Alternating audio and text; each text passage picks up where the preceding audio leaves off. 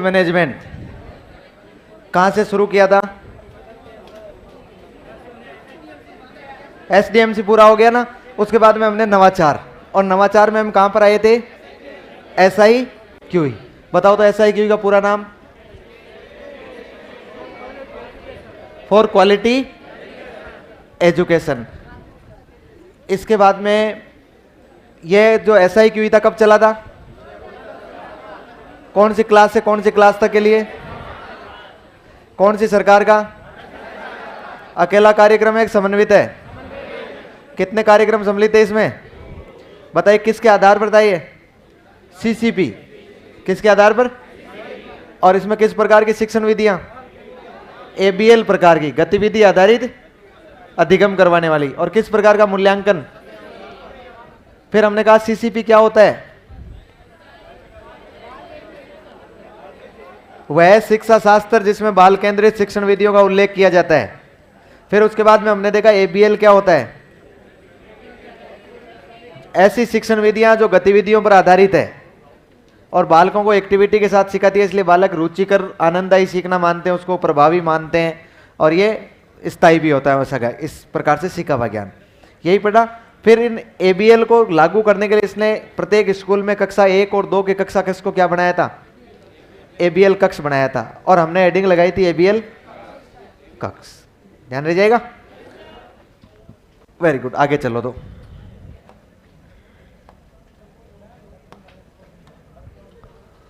कौन सा कक्ष?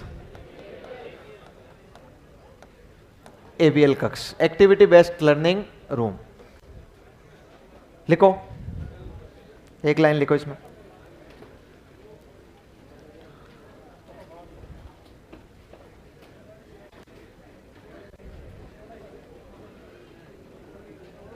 इसमें लिखो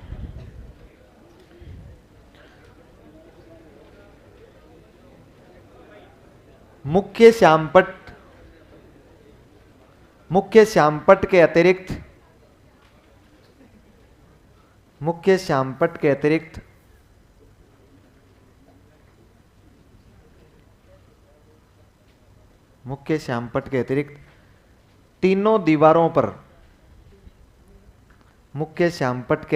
तीनों दीवारों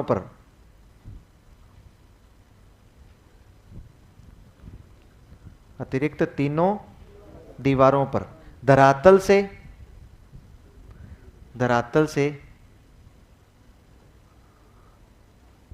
से 3 फीट की ऊंचाई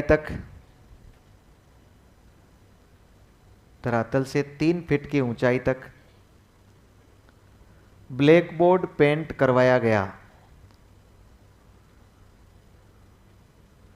ब्लैक बोर्ड पेंट करवाया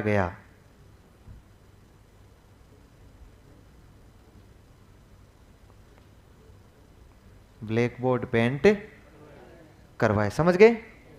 ये समझाया था ना मैंने, ब्लैक बोर्ड पेंट करवाया गया। फिर इसमें दीवारें किसके लिए आरक्षित थी? दाईं ओर हिंदी, बाईं ओर अंग्रेजी, और वो गणित की। लिखो मुख्य श्यामपट्ट के, नेक्स्ट लाइन में लिखो मुख्य श्यामपट्ट के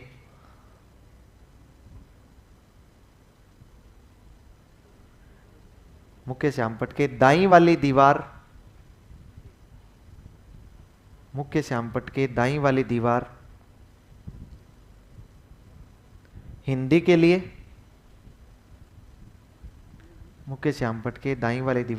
के लिए,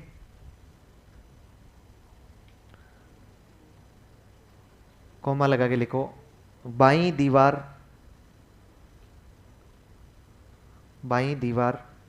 अंग्रेजी,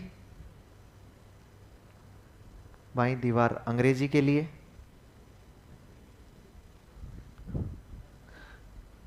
एवं सामने वाली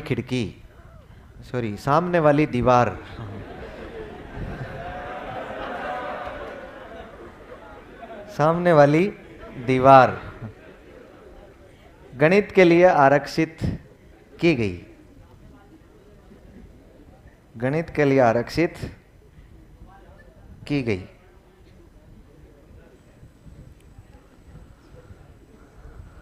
गणित के लिए आरक्षित की गई। ठीक है, अब मैं इसमें और बाकी कुछ भी नहीं लिखवा रहा हूं ना, गणित के लिए आरक्षित की गई। ठीक है ना, मतलब इस पर हिंदी, इस पर अंग्रेजी और उस पर क्या रह जाएगा, मैथमेटिक्स रह जाएगी। फिर देखिए ये जो रूम था, उस रूम की सिचुएशन मैंने आपको बताई है ना, किस तरह से बच्चे बैठते थे गोलाई में। अच्छा, उन बच्चों के इस टेबल पर बहुत सारे फ्लैश कार्ड रखे जाते थे, बहुत सारे फ्लैश कार्ड आते हैं एबीएल किट के माध्यम से, एक्टिविटी बेस्ड लर्निंग किट आता है सर स्कूलों में, अथाह मात्रा में आते हैं, कट्टे भर भर के आते हैं, बोरे भर भर के आते हैं फ्लैश कार्ड के। फ्लैश कार्ड होते हैं, उन पर चित्र बने होते हैं, एक तरफ गिनती वगैरह लिखी होती है, तो बालक चित्र भी बनाएगा और साथ में सीखता भी रहेगा।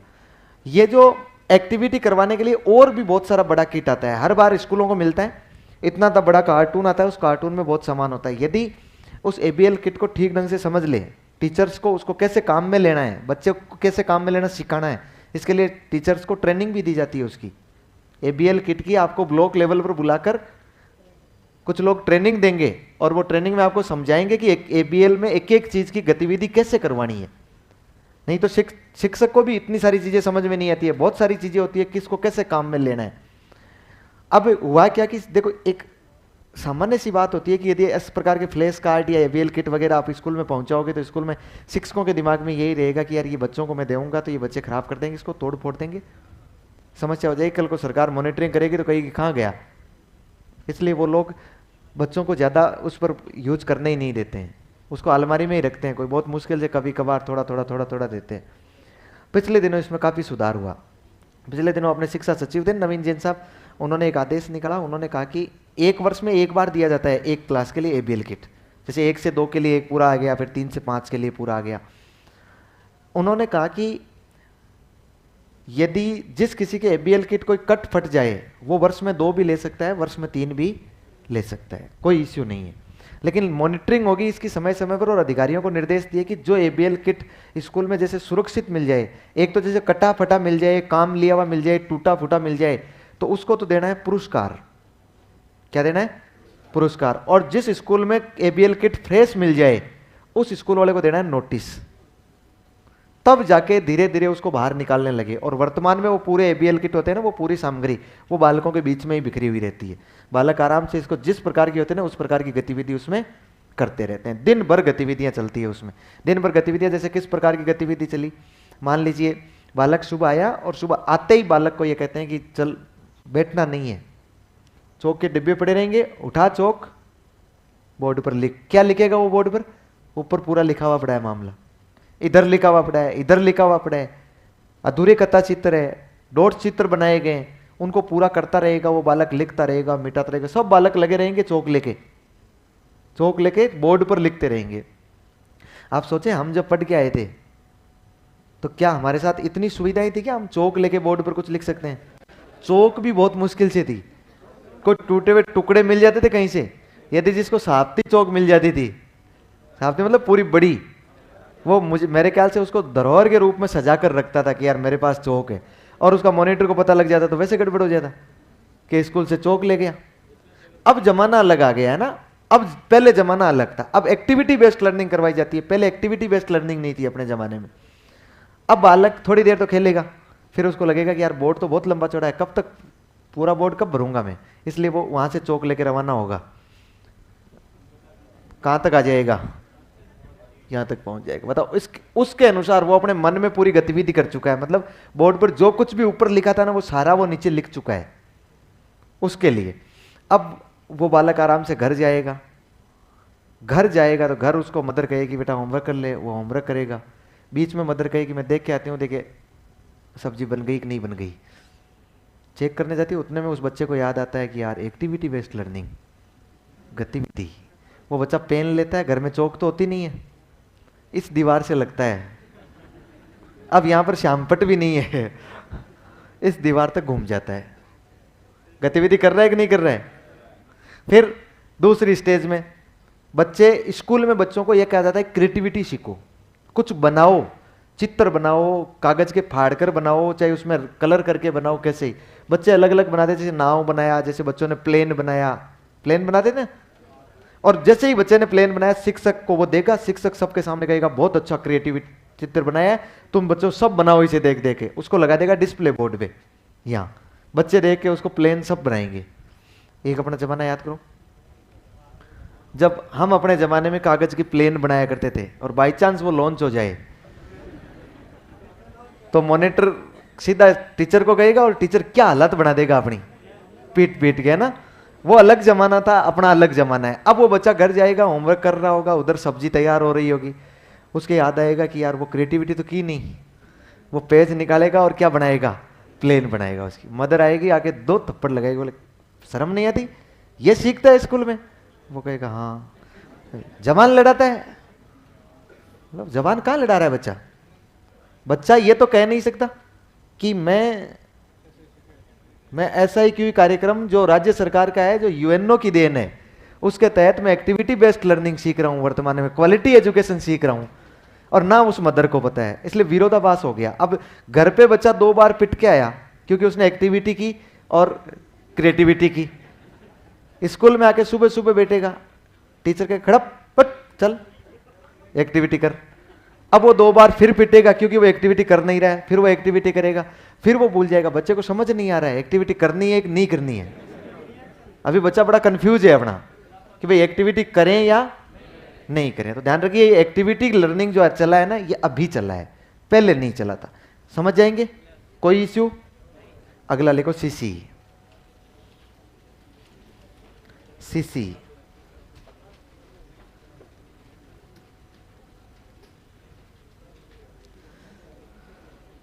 क्या होता है? सीसी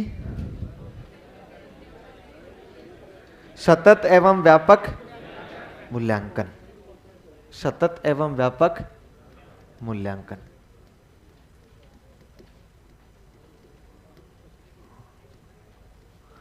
क्या आपके कहीं भी सिलेबस में जुड़ता है क्या सीसी? इसके अलावा स्कूल मैनेजमेंट के अलावा कहाँ है ये? शिक्षण विधियों में है। तो शायद मेरे ख्याल से मैं सीसी ये लिख दूं कि इसको आप शिक्षण विधियों में पढ़ लिया है आपने।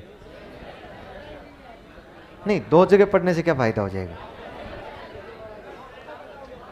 नहीं, इस और सर टीचिंग मेथड के मामले में तो आप अच्छे और बुरे की बात कर ही नहीं सकते। टीचिंग मेथड तो वो बंदा, टीचिंग मेथड तो वही मुझे सिखाता है ये सतत एवं व्यापक मूल्यांकन क्या होता है। फिर वहां मत पढ़ना, है ना? एक जगह पढ़नी है, 2 जगह नहीं। चलिए मैं थोड़ा सा बता देता हूँ ना। चल पूरा पूरा पूरा, हाँ भाई पूरा बता देता हूँ, थोड़ा सा नहीं पूरा बता देता हूँ। चलिए पहले देखिए मुझे, पहले आप लोग केवल देखेंगे, है ना? मैं जो समझाऊंगा उसकी चर्चा देखेंगे, उसके बाद में लास्ट में लिखेंगे हम लोग। बताओ सतत का तात्पर्य क्या होता है? लगातार का मतलब है कि कंटिन्यू परीक्षाएं लेना, परीक्षा पे परीक्षा लेना, रुकना ही नहीं, चाहे रात हो, चाहे दिन हो, चाहे अमावस हो, चाहे पूर्णिमा हो, लगातार परीक्षा लेना। यह सतत हमने इसलिए अपनाया, इसका मतलब होता है निरंतर ली जाने वाली परीक्षाएं, निरंतर किया जाने वाला आकलन। यह हमने इसलिए अपना रखा है क्योंकि मान लो कोई बच्चा 10वीं या 12वीं क्लास में पढ़ रहा है, बोर्ड की परीक्षा दे रहा होता है और वो बीमार हो गया होता है। वो बच्चा 1 या 2 परीक्षा नहीं दे पाता है। वो बच्चा पढ़ने में बहुत इंटेलिजेंट था, उसके मेरिट के चांसेस थे, अनुशासन में भी बहुत अच्छा था। वो बच्चा परीक्षा नहीं दे पाएगा तो वो बच्चा फेल हो जाएगा। क्या मुझे आप लोग ये बताइए, क्या वो बच्चा फेल होने लायक है? क्या उसमें इतनी योग्यता है क्या वो 10वीं पास नहीं कर सके? नहीं है ना, फेल होने लायक तो नहीं है। इसका मतलब कहा गया कि परीक्षा किसी एक समय पर नहीं ली जानी चाहिए, परीक्षाएं निरंतर होनी चाहिए। परीक्षाएं कैसी होनी चाहिए? निरंतर। जब हम लोग निरंतर परीक्षाएं करेंगे तो निश्चित सी बात है कि यदि बच्चा लास्ट में एग्जाम के टाइम में या बीच में कभी भी 5 दिन 10 दिन ननियाल भी चला गया तो फेल तो नहीं होगा ना, उसके पास इतनी क्वालिटी तो होगी ना, वो बालक फेल तो नहीं होगा। इसलिए हम लोग उसकी निरंतर परीक्षाएं ले रहे हैं। फिर दूसरी बात, व्यापक का तात्पर्य क्या होता है? मतलब बड़ा, मतलब पेपर होना चाहिए 15 पेज का, व्यापक। या फिर उसमें थोड़ी सी चीजें होनी चाहिए टफ, उन्हें आईएएस वाला पेपर दिया जाना चाहिए। शिक्षा के साथ साथ में सहशैक्षिक गतिविधियां, करिकुलम एक्टिविटीज जो होती है ना, केवल पढ़ाना ही नहीं, केवल ज्ञान ही नहीं, को करिकुलम एक्टिविटीज का भी आकलन होना चाहिए बच्चे का। करिकुलम एक्टिविटीज का आकलन तो सिर्फ होता है जितना मूल्यांकन में मापन काम करता है। मतलब कोई एक छोटा सा पार्ट है जो ज्ञान का आकलन करता है, बाकी सारे पार्ट को करिकुलम एक्टिविटीज के होते हैं। बच्चा उन दूसरे बच्चों के साथ में किस प्रकार से व्यवहार कर रहा है, बच्चा फ्लैश कार्ड से एक्टिविटी कर रहा है कि नहीं कर रहा है, बच्चा वहां पर डॉट चित्र बना रहा है कि नहीं बना रहा है, बच्चा दूसरे बच्चों के साथ संवाद कर रहा है कि नहीं कर रहा है, शिक्षक के साथ संवाद कर रहा है, टेबल के नीचे से कितनी बार निकला है, ऊपर से कितनी बार निकला है, सोया कितनी बार है, उठा कितनी बार है, दौड़ा कितनी बार, खेलता कैसे है बच्चा। एक से लेकर छोटी छोटी चीजों का आकलन किया जाता है, न केवल ज्ञान का। उन सभी आकलन को संपूर्ण रूप से हम लोग बोलते हैं व्यापक आकलन। क्या बोल रहे होते हैं? व्यापक आकलन। तो हम लोग सतत का मतलब तो क्या होता है? निरंतर ली जाने वाली परीक्षाओं से या आकलन से होता है। और व्यापक का मतलब हम लोग करिकुलम के साथ साथ में को करिकुलम एक्टिविटीज भी क्या करते हैं, इसमें ऐड करते हैं हम लोग। ध्यान रह जाएगा। ये हो गया सतत एवं व्यापक आकलन। कब चलाया? Very good. हमने इसको चलाया है सीसी को राजस्थान में 2010-11 में। 2010-11 में जयपुर और अलवर की कुल 60 स्कूलों से हमने पायलट प्रोजेक्ट के रूप में चलाया है इसे। पायलट प्रोजेक्ट समझते हैं ना आप लोग? किसी भी योजना को एक साथ लॉन्च नहीं कर दिया जाता है, छोटी सी जगह क्षेत्र पर लगाकर देखा जाता है कि क्या परीक्षण किया जाता है, उसका क्या सही रहा या नहीं रहा। पायलट प्रोजेक्ट हमने किया। वो पायलट प्रोजेक्ट हमने शुरू किया था वास्तव में 5 और 5 कितने होते हैं? 10।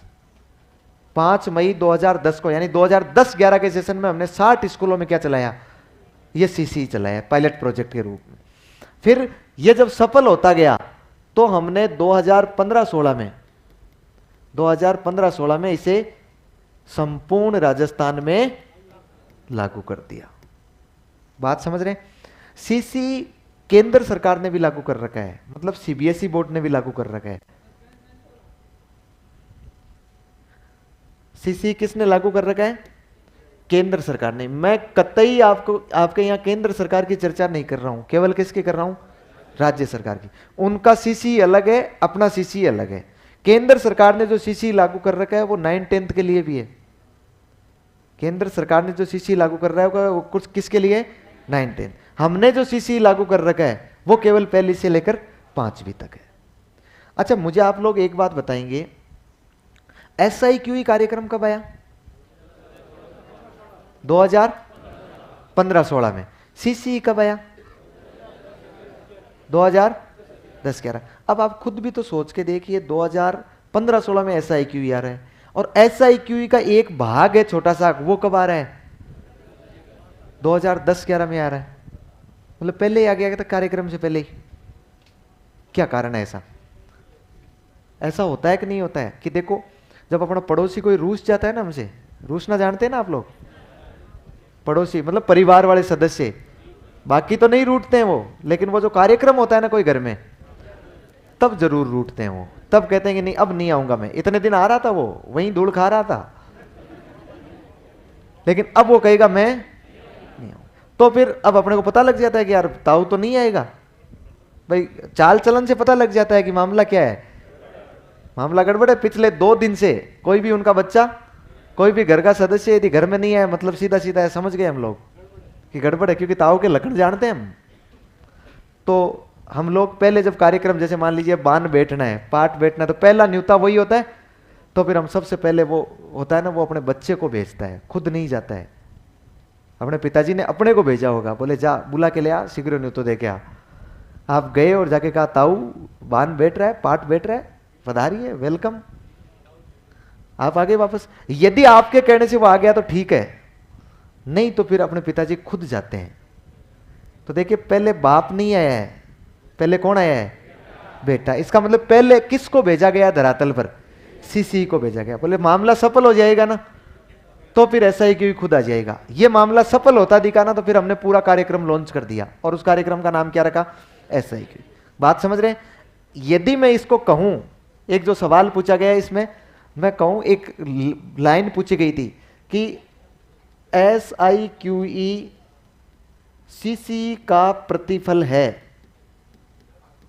और दूसरी लाइन थी CCSIQE का प्रतिफल है। क्या सही होगा? प्रतिफल मतलब परिणाम होता है। बताओ ये SIQE इस CCE का परिणाम है कि नहीं है? ये पहले आ गया था कि नहीं आ गया था? अब देखिए, ये SIQE CCE का प्रतिफल हो गया। एक बात तो ये है क्या वास्तव में, मूल अर्थ में क्या है? जब ये CCE कार्यक्रम चला था ना, तब ज्यादा किसी लोगों को पता नहीं था भाई। अब तो हमारे आम हो गया है, क्योंकि 2010 में चल गया था, RT एक्ट में आया था पहली बार। जब ये चलने वाला था, जिसकी बातें चल रही थी कि CCE क्या है, तब इसके बारे में कितना गजब का सवाल पूछा गया कि CCE एक है। अब किसी को पता ही नहीं CCE क्या है, कुछ सुना ही नहीं होगा किसी ने भाई। शिक्षा विभाग वाले ने तो फिर भी थोड़ा बहुत सुना होगा, बाकी ने तो नहीं सुना होगा। तो जीके में सवाल पूछा कि CCE एक है, क्योंकि नया कार्यक्रम आया था, नई बातें आई थी RT में। फिर ऑप्शन ए में दिया राजस्थान में पाई जाने वाली एक घास की प्रजाति, फिर दिया राजस्थान में पाए जाने वाले चावल की एक प्रजाति, फिर दिया एक स्कूल आधारित मूल्यांकन पद्धति। अब हमें अब तो पता है कि ये स्कूल आधारित मूल्यांकन पद्धति है, लेकिन यदि नाम ही नहीं सुना हो, हमने पटवारी की तैयारी कर रहे हैं, तो पटवारी वालों को जाकर पूछो CCE क्या है, वो तो कहेंगे CCE क्या है। उनके भरोसे तो वो CCE कुछ भी हो सकता है। ये क्या है? स्कूल आधारित मूल्यांकन पद्धति है ना। अब मुझे एक बात बताओ, ये पद्धति ऐसी एक नहीं है जिसमें बच्चे को पता ही नहीं होता है कि तेरा मूल्यांकन हो रहा है क्या, और उसका मूल्यांकन हो जाता है ना। क्या इससे बच्चे को डर लगता है क्या? इसका मतलब ये भय मुक्त परीक्षण है कि नहीं है? बिल्कुल फियरलेस है कि नहीं है? ये भय मुक्त परीक्षण है। फिर एक बात और बताओ, ये दोहरी मूल्यांकन पद्धति है। कैसी पद्धति है? दोहरी मूल्यांकन पद्धति है। दोहरी का मतलब एक बार मूल्यांकन करो, फिर दोबारा उसी पेपर को और ले। टीचर का भी मूल्यांकन। दोहरी मूल्यांकन का मतलब यह है कि इसका मूल जो मोटो है ना, मूल उद्देश्य वो है कि पहले बच्चों में आकलन करके, मूल्यांकन से ही तो पता करोगे ना बच्चों में कमी क्या है। आप जब मूल्यांकन कर रहे हो तो पता लगेगा ना कि बच्चों में कमी क्या है। किसी भी कमी का पता लगाना, कारण का पता लगाना कहलाता है निदान। क्या कहलाता है? सुना है क्या आपने? हम लोगों ने यह सुना होगा कभी, निदानात्मक परीक्षण। निदानात्मक परीक्षण का मतलब, मैं अपनी भाषा में बता रहा हूं, इसका मतलब होता है कारण का पता लगाना। जब आपको कारण का पता लग गया कि बालक में यह कमी रह रही है, फिर उस कमी को आपको दुरुस्त करना है। अब जब दुरुस्त करोगे तो उसको कहेंगे उपचार। इसका मतलब कौन सा परीक्षण हो गया? उपचारात्मक परीक्षण। कैसा परीक्षण हो गया? उपचारात्मक। मुझे एक बात बताओ, ये दोहरी हुई कि नहीं हुई? ये निदानात्मक भी है और साथ में क्या है? उपचारात्मक। मतलब ये बालकों में कमी का पता लगाकर, समस्या का पता लगाकर उसे सुधार करता है। उसे क्या करता है? सुधार करता है। यहां तक की बात क्लियर? कोई डाउट है यहां तक? इसमें बच्चे की प्रोग्रेस की जो तुलना की जाती है ना, वो प्रोग्रेस की तुलना की जाती है उसकी पिछली प्रगति से। किससे की जाती है? पिछली प्रगति से। और पिछली प्रगति हम लोग किस में देखेंगे? उसके पोर्टफोलियो में देखेंगे। कहां देखेंगे? उसकी जो फाइल बनी होगी ना, उस फाइल में हम लोग देखेंगे कि इसने पिछली प्रगति कैसी की है। दूसरे की प्रगति से तुलना नहीं करेंगे। आप लोगों को मैं इसलिए बता रहा हूं क्योंकि CCE के साथ आपको जीवन जीना है। ये SIQE कार्यक्रम लंबा चलने वाला है। आप लोग स्कूल में जाओगे तो कक्षा 1 से 5 तक इस CCE के तहत ही पढ़ाओगे, इसके तहत ही आकलन करोगे। पूरा कार्यक्रम इसी के तहत आना है आपको, पूरा कंप्लीटली कार्यक्रम। मैं कह रहा हूं कि आपको बच्चे की जाके वहां तुलना ये नहीं करनी है। बच्चे को ये नहीं कहना है कि ये भी तेरे जितना ही खाना खाता है, ये भी तेरे जितना ही सोता है, ये भी तेरे जितना ही पानी पीता है, ये भी तेरे जितना ही पढ़ता है। ये कोई ज्यादा पढ़ रहा है क्या? स्कूल में मैं इसको बराबर पढ़ा रहा हूं, इसको कोई मैं अलग पढ़ा रहा हूं क्या? ये सब कुछ याद कर रहा है, तेरे दिमाग में गोबर भरा हुआ है क्या? कहते ना बच्चों को? नहीं कहना है। CCE कह रही है कि उस बच्चे की तुलना किससे नहीं करनी है? दूसरे बच्चे की प्रोग्रेस से नहीं करनी है, उसकी खुद की पिछली प्रोग्रेस से कर लेनी है। और पिछली प्रोग्रेस का मतलब बच्चे ने कल क्या सीख रखा था, परसों क्या सीखा था और कल क्या सीखा, मतलब सुधार हुआ कि नहीं हुआ, आज उसने क्या सीखा है, क्या उसमें सुधार है या नहीं। और आप बताओ, इसकी एक पोर्टफोलियो तैयार होगी। पोर्टफोलियो तैयार होगी तो उस पोर्टफोलियो में हमेशा रोजाना जो बच्चा कुछ सीखेगा ना, वो कहां लगाया जाएगा? पोर्टफोलियो में। हमेशा की बात बता रहा हूं मैं। एक क्लास में 30 बच्चे हैं आपके पास में, 30 बच्चों की 30 पोर्टफोलियो है। रोजाना प्रत्येक ही पोर्टफोलियो में कुछ ना कुछ इंगित करना है कि बच्चा ये सीखा है। बात समझ पा रहे हैं ना?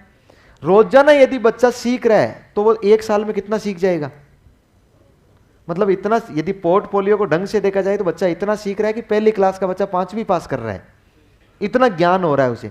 अब इसी सी के तहत फेल नहीं किया जाता है। हमने कहा फेल करना गलत है, कहा ना? अच्छा मुझे आप लोग बताइए, फेल नहीं किया जाने के पीछे कारण क्या होता है? कि बच्चे की योग्यता नहीं है, बच्चे ने सीखा नहीं है। यही होता है कि बच्चे ने सीखा नहीं है। उसकी पोर्टफोलियो उठाकर देखो आप, उसमें बच्चा इतना सीख चुका है कि बच्चा 8वीं पास कर ले। आप कह रहे हो फेल नहीं करना है, आप कह रहे हो फेल करें। यदि आपने उस पोर्टफोलियो में कुछ भी नहीं लिखा है, इसका मतलब आप क्या कर रहे थे साल भर? आपका काम क्या था? आपका काम बच्चे को सिखाना था। बच्चे को जब आपने सिखाया है तो फिर बच्चा सीख गया है, तो फिर बच्चा फेल कैसे हो सकता है? दोनों विरोधाभास हो गए कि नहीं हो गए? इसलिए इसमें फेल किया नहीं जाता है, बच्चा फेल होता ही नहीं है। क्योंकि रोजाना कुछ ना कुछ बच्चा सीखेगा और उसका रिकॉर्ड रहेगा, तो इसका मतलब है कि बच्चा 1 साल में इतना सीख जाएगा कि अपनी कक्षा को वो आराम से पास कर लेगा। तो ध्यान रहेगा, पोर्टफोलियो के आधार पर हम लोग पिछली प्रगति से क्या कर सकते हैं? उसकी तुलना कर सकते हैं। आज अपने समाज में जो ज्यादा गड़बड़ हो रही है ना, आपने देखे ना, कोटा में बहुत सारे लोग पंखे से लटक रहे हैं, वो यही वजह है। हम लोग उसकी तुलना उसकी पिछली प्रगति से नहीं करके किससे करते हैं? दूसरे वाले से करते हैं। एक 90% का बच्चा जिसने 12वीं में 90% बनाया है, वो बच्चा नीट करने जाएगा। नीट करने जाएगा। अब वो नीट करने तब तक उसकी नीट सफल नहीं होगी जब तक कि उसकी मदर पूरे मोहल्ले में ये खबर नहीं बांटते कि मेरा बच्चा नीट करने जा रहा है। सबको बांट के आएगी कि मेरा बच्चा कोटा जा रहा है, नीट करने जा रहा है, क्योंकि इसके 90% बने हैं। इधर अपने गोलू के बने होते हैं 70%। अपने गोलू की मम्मी को पता लगता है, गोलू की मम्मी कहते हैं हम क्या उस चुड़ैल से कम है? हम कम है क्या? हमारा बच्चा भी कहां जाएगा? नीट करने जाएगा। चाहे हमारे पास पैसे नहीं है, भले ही हम उधार लेके आए, चाहे अपनी जमीन बेचें, हम लोग चाहे ब्याज पर लेके आए, कैसे ही करें, हमारा बेटा कहां जाएगा? नीट। दोनों चले गए। अब देखिए वहां पर क्या होगा, प्रत्येक महीने में टेस्ट होगा। टेस्ट होगा तो इसके आए 80%। कितने आए? 80%। इसको कह के भेजा है बहुत मेहनत करनी है, पैसा ब्याज पर लेकर आए हैं, सब कुछ बर्बाद हो जाएगा, मकान गिरवी रख रखा है, कह के भेजा ना। बच्चा मेहनत करेगा, इसने मेहनत की, इसके आए कितने परसेंट? 65%। वो गोलू की मम्मी और गोलू के पापा सीधा ये नहीं पूछते हैं कि तेरे कितना है, बोले गेप कितना रहा, क्या उससे आगे निकला गया तू? गेप राख नहीं रहा लंबा।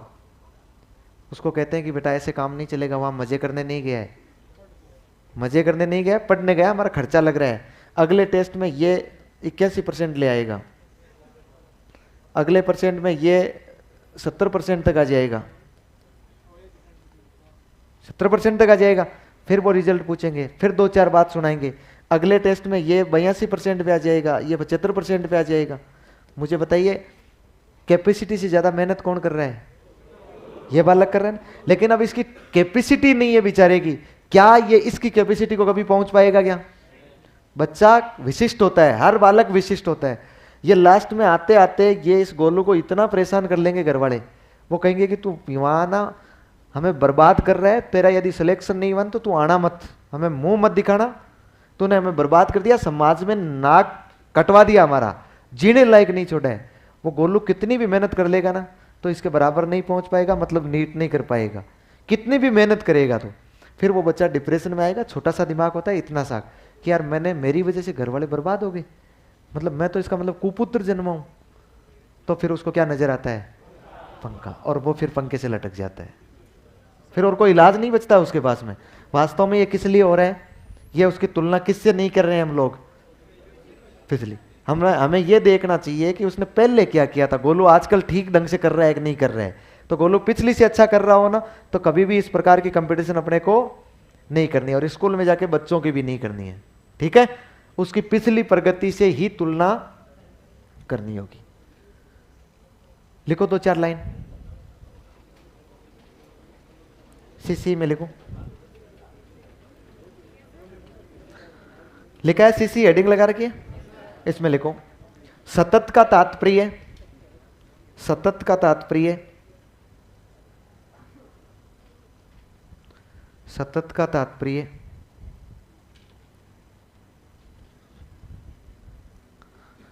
निरंतर किए जाने वाले, सतत का तात्पर्य निरंतर किए जाने वाले आकलन से है। निरंतर किए जाने वाले आकलन से है।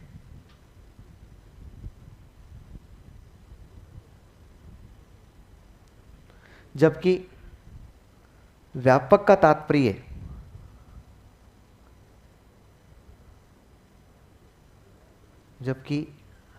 तात्पर्य बालक के सभी पक्षों, कोष्टक में लिखो शैक्षिक एवं सहशैक्षिक,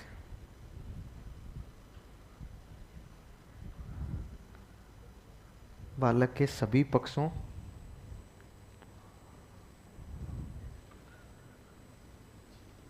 का आकलन करने से है। कोष्टक तो बंद कर देना है वापस। का आकलन करने से है। फिर लाइन बदल के लिखो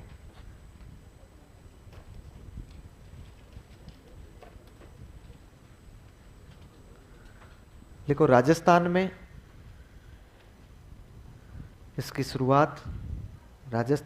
शुरुआत 2010-11, राजस्थान में इसकी शुरुआत 2010-11 से, कोष्टक में लिखो 5-5-10,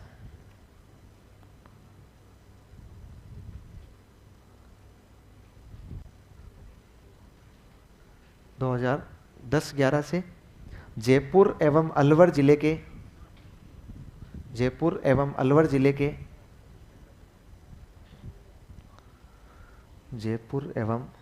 अलवर जिले के 60 स्कूलों से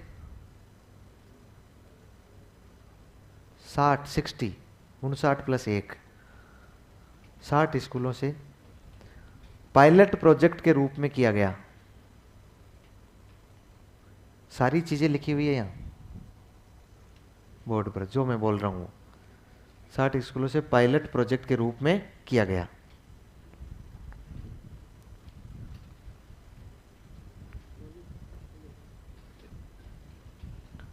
हो गया। फिर नेक्स्ट लाइन में लिखो 2015-16 से इसे संपूर्ण राजस्थान में लागू कर दिया गया। इसे संपूर्ण राजस्थान में लागू कर दिया गया।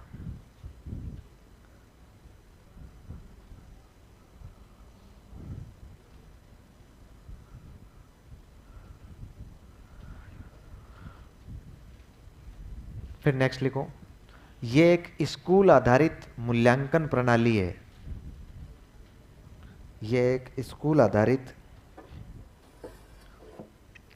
मूल्यांकन प्रणाली है।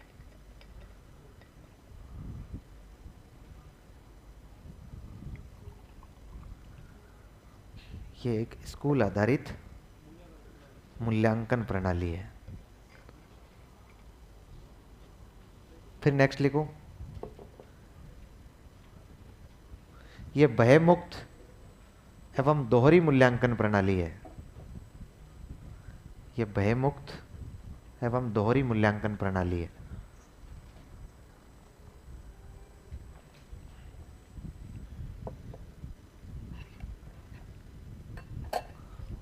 भयमुक्त एवं दोहरी मूल्यांकन प्रणाली है।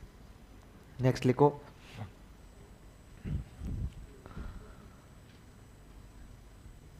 इसके द्वारा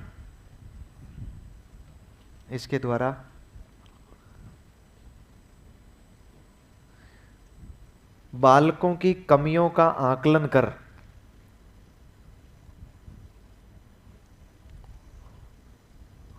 इसके द्वारा बालकों की कमियों का आकलन कर उसे उसमें सुधार किया जाता है। उसमें सुधार किया जाता है।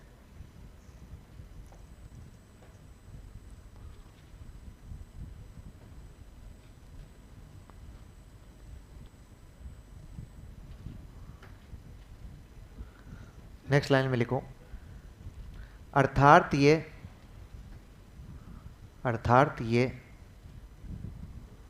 निदानात्मक एवं उपचारात्मक प्रकार का परीक्षण है। निदानात्मक एवं उपचारात्मक प्रकार का परीक्षण है।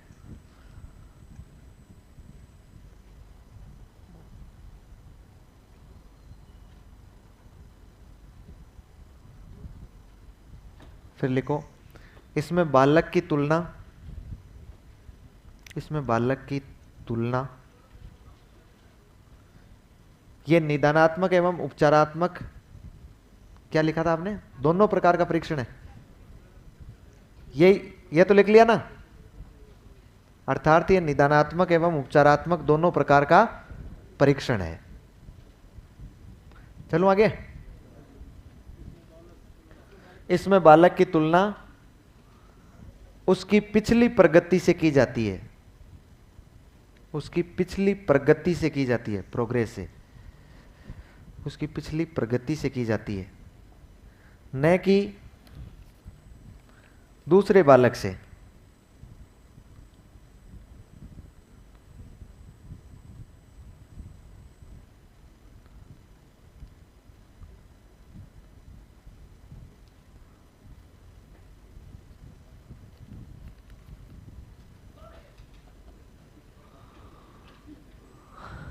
नहीं तो अब हम चल रहे हैं ना, चलते हुए छींक आ जाए तो कोई फर्क नहीं पड़ता है। वो तो शुरू करें छींक आ जाए ना, तो फिर थोड़ी देर बातें करनी पड़ती है रुक के। चलो आगे चलो, लिखो SIQE, इसी में अगली लाइन लिखनी है ना। SIQE को CCE का प्रतिफल माना जाता है। SIQE को CCE का प्रतिफल माना जाता है।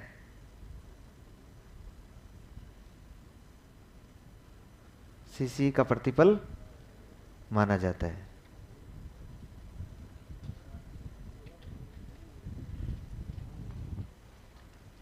हो गया यहां तक? अच्छा, अब और देखना है एक दो चीजें। अच्छा, आपको पता हो तो राजस्थान में ना हम लोग CCE 3 टर्म में चला रहे हैं। कितने टर्म में? 3 टर्म में। कौन सा टर्म? फर्स्ट, सेकंड और कौन सा है? थर्ड। देख लें एक बार, देख लें, समझ ले छोरो, समझ लो, नहीं फिर बाद में पता ही नहीं लगेगा क्या टर्म कब निकल गया। पहले टर्म में हम लोग 45% सिलेबस पूरा करवाते हैं, दूसरे में 40 और तीसरे में शेष बचा हुआ 15% सिलेबस। अब ये टर्म क्या होता है तो आपकी जानकारी के लिए बताऊंगा ना। केंद्र में जो CCE चलता है ना, उसमें केंद्र ने केवल 2 टर्म में विभाजित कर रखा है, मतलब एक वर्ष को 2 भागों में बांट रखा है। और प्रत्येक टर्म में केंद्र 2 करवाती है फॉर्मेटिव असेसमेंट और 1 करवाती है सबमेटिव असेसमेंट। 2 तो क्या करवा देती है? फॉर्मेटिव, और 1 क्या करवा देती है? Summative assessment. ठीक है, तो कुल मिला के केंद्र में ये हो जाते हैं 4 फॉर्मेटिव असेसमेंट और 2 क्या हो जाते हैं? Summative assessment. राजस्थान में इस प्रकार का कोई नियम नहीं है। जब राजस्थान में ये CCE 2015-16 में पूर्ण राजस्थान में लागू की गई, तब इसको शिविरा में लिखा गया कि हम राजस्थान को 4 टर्म में बांट कर पढ़ेंगे। कितने टर्म में? 4। बाद में 2019-20 के शिविरा में बदलाव कर दिया गया और बदलाव करके ये कहा गया कि हम लोग अब राजस्थान में CCE कितने टर्म में चलाएंगे? 3 टर्म में चलाएंगे।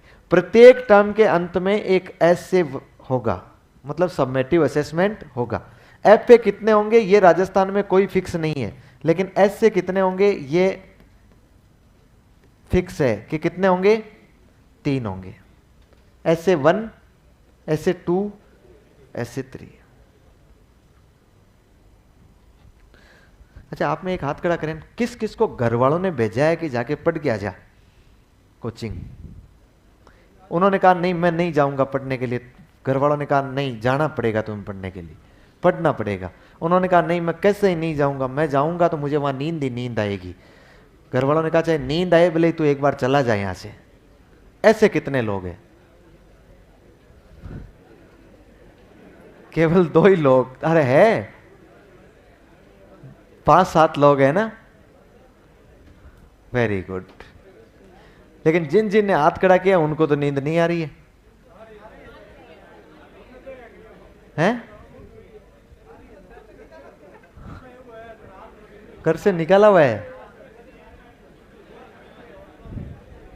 नहीं तो आपको क्या लगता है आपको घर वाले कब तक रखेंगे? अब की बार नौकरी मत लगो देंगे, क्या हालत कर देंगे घर वाले। निकालेंगे, पीट पीट के निकालेंगे, बोले इतना बड़ा हो गया और कहीं नहीं जा रहा, कम से कम नरेगा में ही जा, है ना। फिर वो पावड़ा यहाँ ले हुए, सुबह सुबह 7 बजे जाओ।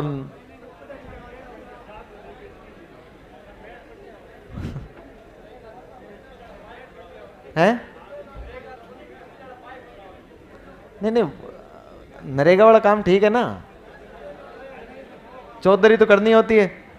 और अब तो भजनलाल सरकार ने टाइम ही कम कर दिया,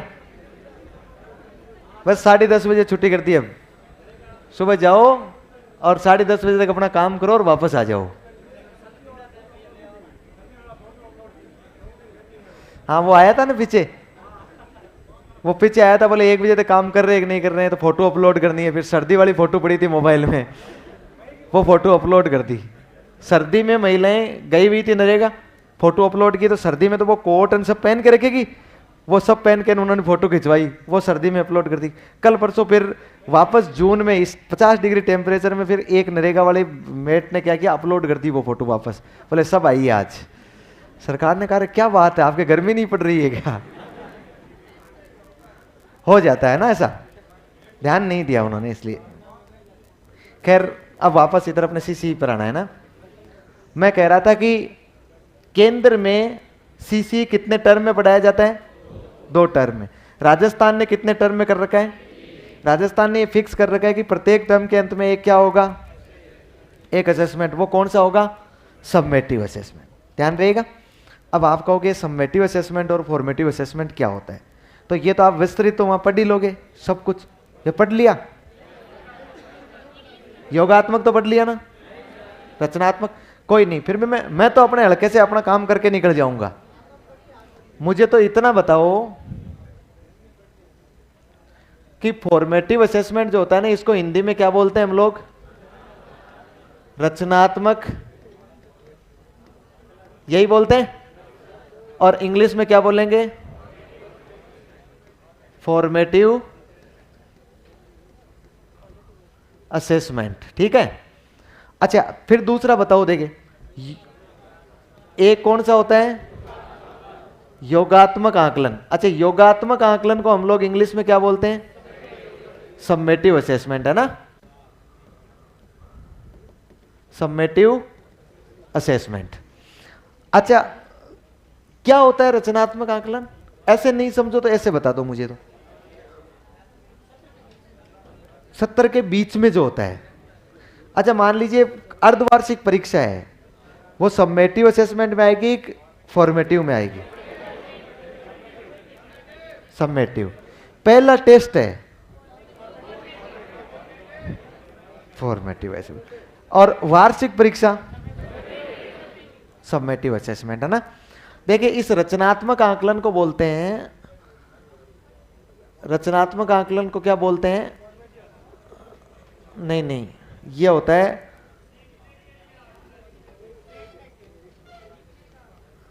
असेसमेंट फॉर लर्निंग। मतलब क्या हो जाएगा? सीखने के लिए आकलन। और ये क्या बन जाएगा? असेसमेंट। देखिए माइनरी अंतर है इनमें ना, ऑफ लर्निंग, मतलब सीखने का आकलन। देखिए यहां पर हमारे 2 ही काम आ रहे हैं, इसलिए मैं 2 ही की चर्चा कर रहा हूं और फालतू की चर्चा करनी नहीं है। कई प्रकार का होता है, असेसमेंट एज लर्निंग भी होता है ना। तो ये कई प्रकार का, ये जब आप लोग स्कूल में आ जाएंगे ना, स्कूल में आने के बाद आपको एक ट्रेनिंग दी जाएगी SBA की, स्कूल बेस्ड असेसमेंट। हाँ स्कूल बेस्ड असेसमेंट मतलब विद्यालय आधारित आकलन कैसे किया जाता है। उस समय आपको वहां पर कोई मेरे जैसा एमटी मिलेगा या कोई कोई और एमटी मिलेगा, कोई भी जो आपको एसबीए की ट्रेनिंग दे रहा होगा, वो वहां पर आपको विस्तृत समझाएगा कि किस कैसे विद्यालय आधारित आकलन किया जाता है। अपने यहाँ पर इतना ध्यान रखना, सीखने के लिए आकलन जो होगा ना वो असेसमेंट फॉर लर्निंग होगा, और सीखने का जो आकलन होगा ना वो क्या होगा। इन दोनों में अंतर जैसे ये हो गया, वो फिक्स, इसका उदाहरण बहुत गजब का होता है। जैसे आप लोग यहाँ पर रूम वूम लेके रह रहे हैं, मान लीजिए हम 2-4 लोग आपके यहाँ पर आ गए, हमने कहा नज़दीक से निकल रहे हैं, 5वीं रोड़ी तो है, तो हम चाय पीते हुए चलते हैं।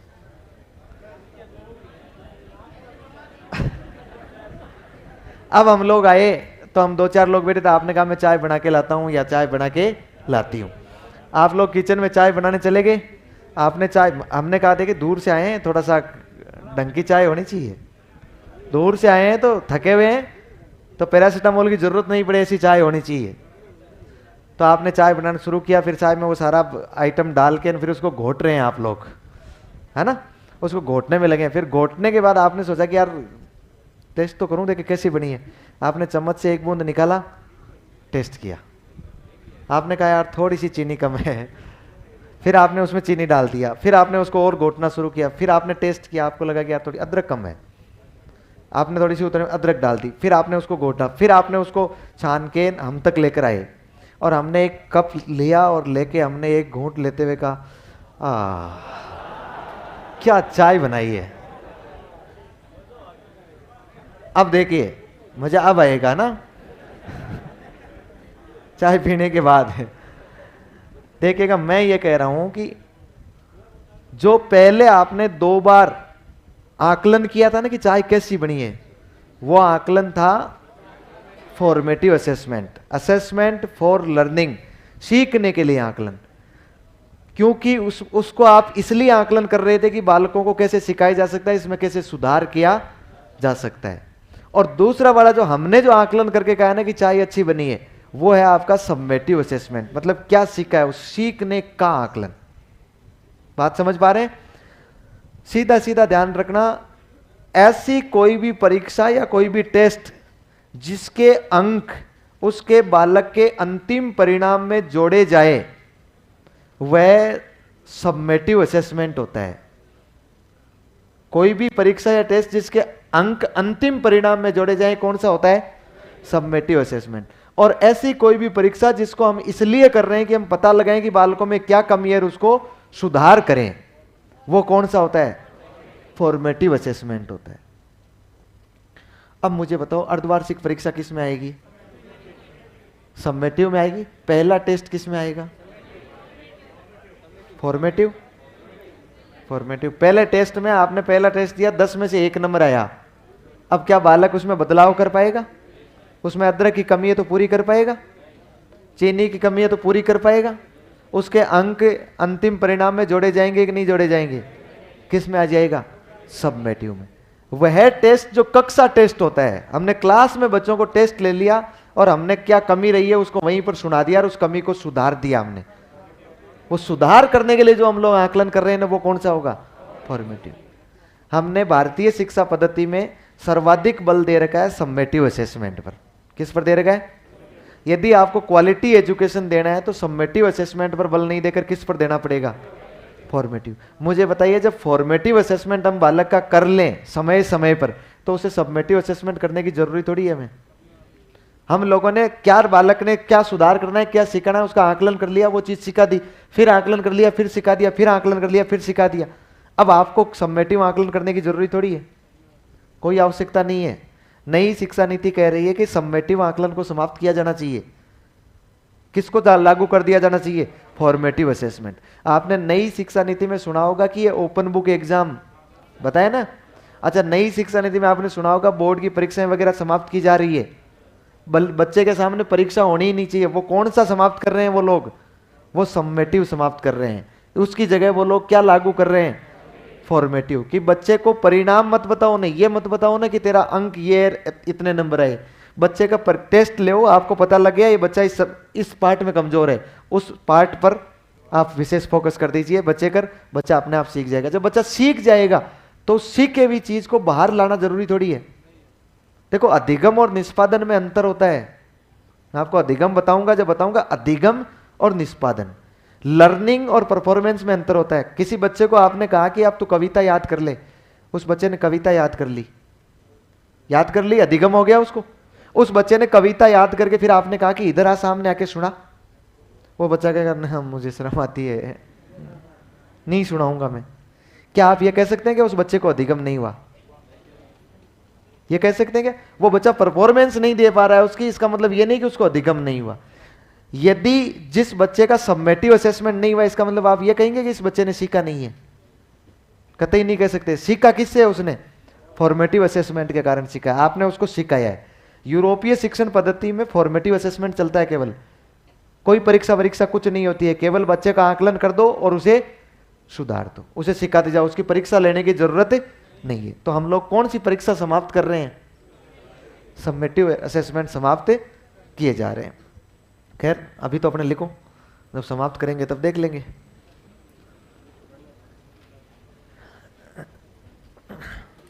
क्या लिखा है आपने? प्रतिफल है। इसके बाद आगे लिखो लाइन बदल के और ऐसे लिखो, राजस्थान में इसे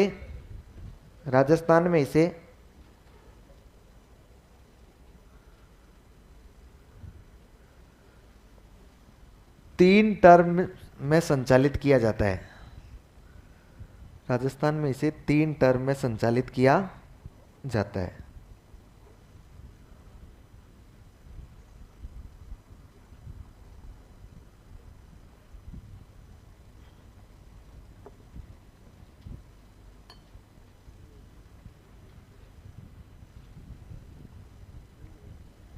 राजस्थान में इसे 3 टर्म में संचालित किया जाता है। ये इस तरह से बांट लो, 3 टर्म। ये 45%, 40% और 15% सिलेबस है भाई। पहले टर्म में ये इतना सिलेबस हो जाएगा, दूसरे में इतना हो जाएगा और तीसरे में इतना हो जाएगा। और वर्ष के अंत में हम लोग क्या ले लेंगे, सॉरी टर्म के अंत में एक एक ऐसे हो जाएगा।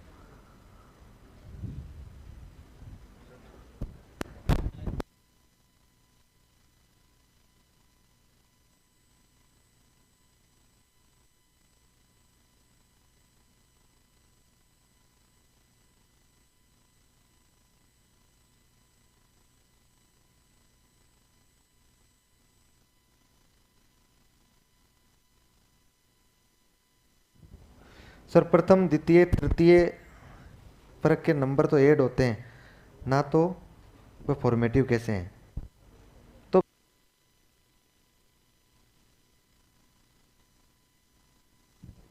आ रही आवाज? नंबर ऐड होते हैं तो फिर फॉर्मेटिव नहीं है, सबमेटिव है। मैंने कब बताया फॉर्मेटिव है? हाँ।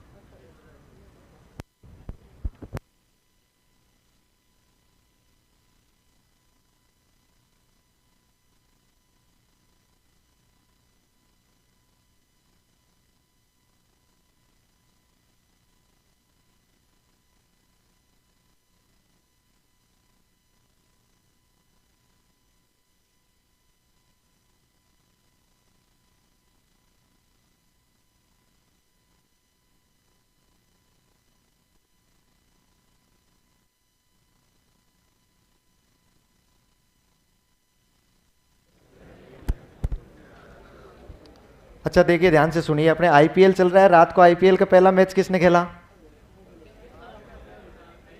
खेले थे? देखिए आपको आईपीएल का मैच जरूर खेला। आईपीएल का जो पहला मैच लिया था ना, वो लिया था अपने प्रयागराज से। प्रयागराज समझते हैं ना, जो पहले इलाहाबाद था, वहां से इमरान सर है, जीएस की अच्छी फैकल्टी है। जीएस समझते हैं? अपने काम का नहीं, यूपीएससी आईएएस बनते हैं ना, उनके लिए जीएस की एक फेमस और मैं कहूं कि बहुत ही अच्छी, जो बच्चों को स्टूडेंट को जो मार्गदर्शन करे, ऐसी फैकल्टी है। और उन्होंने आईपीएल का पहला मैच उनके निर्देशन में, वो एम्पायर थे और आप मैच खेलने वाले थे। वो अब थोड़ी देर में देखो, अपनी ऐसा नहीं कि हम लोग मास्टर की तैयारी कर रहे हैं तो उनको हम अपना अनुशासन प्रदर्शित कर दे कि हम यूपीएससी जैसा अनुशासन नहीं है हमारे पास। अपने को ऐसा दिखाना है कि अपना अनुशासन यूपीएससी से कहीं अच्छा है। हम भी आगे चल के कहां चलेंगे? यूपीएससी की ओर बढ़ेंगे। टीचर टीचर कलेक्टर बनाने वाला होता है। आप लोगों से पढ़े हुए बच्चे बहुत कलेक्टर बनेंगे, यूपीएससी में जाएंगे, तो उनको अपना अनुशासन प्रदर्शित करना है। वो आपके सामने केवल 5 मिनट के लिए रूबरू होने वाले हैं, जो आपको इस आईपीएल के बारे में बताएंगे। जो आईपीएल का आपको आनंद नहीं आया क्योंकि आपको पता चला नहीं आईपीएल के बारे में। मैंने कहा आप आईपीएल के बारे में जाके यूट्यूब पर देखिएगा।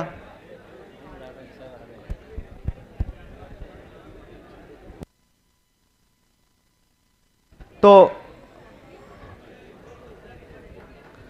अपने बीच में इमरान सर जो प्रयागराज से आए ना, वो अपने बीच में आ रहे हैं। जोरदार तालियों से इन सर का स्वागत होना चाहिए। स्टैंड ऑपरेशन दिया जाना चाहिए। एक बार खड़े होकर जोरदार तालियों से स्वागत। क्योंकि आप प्रयागराज में जीएस की एक अच्छी फैकल्टी के तौर पर काम कर रहे हैं और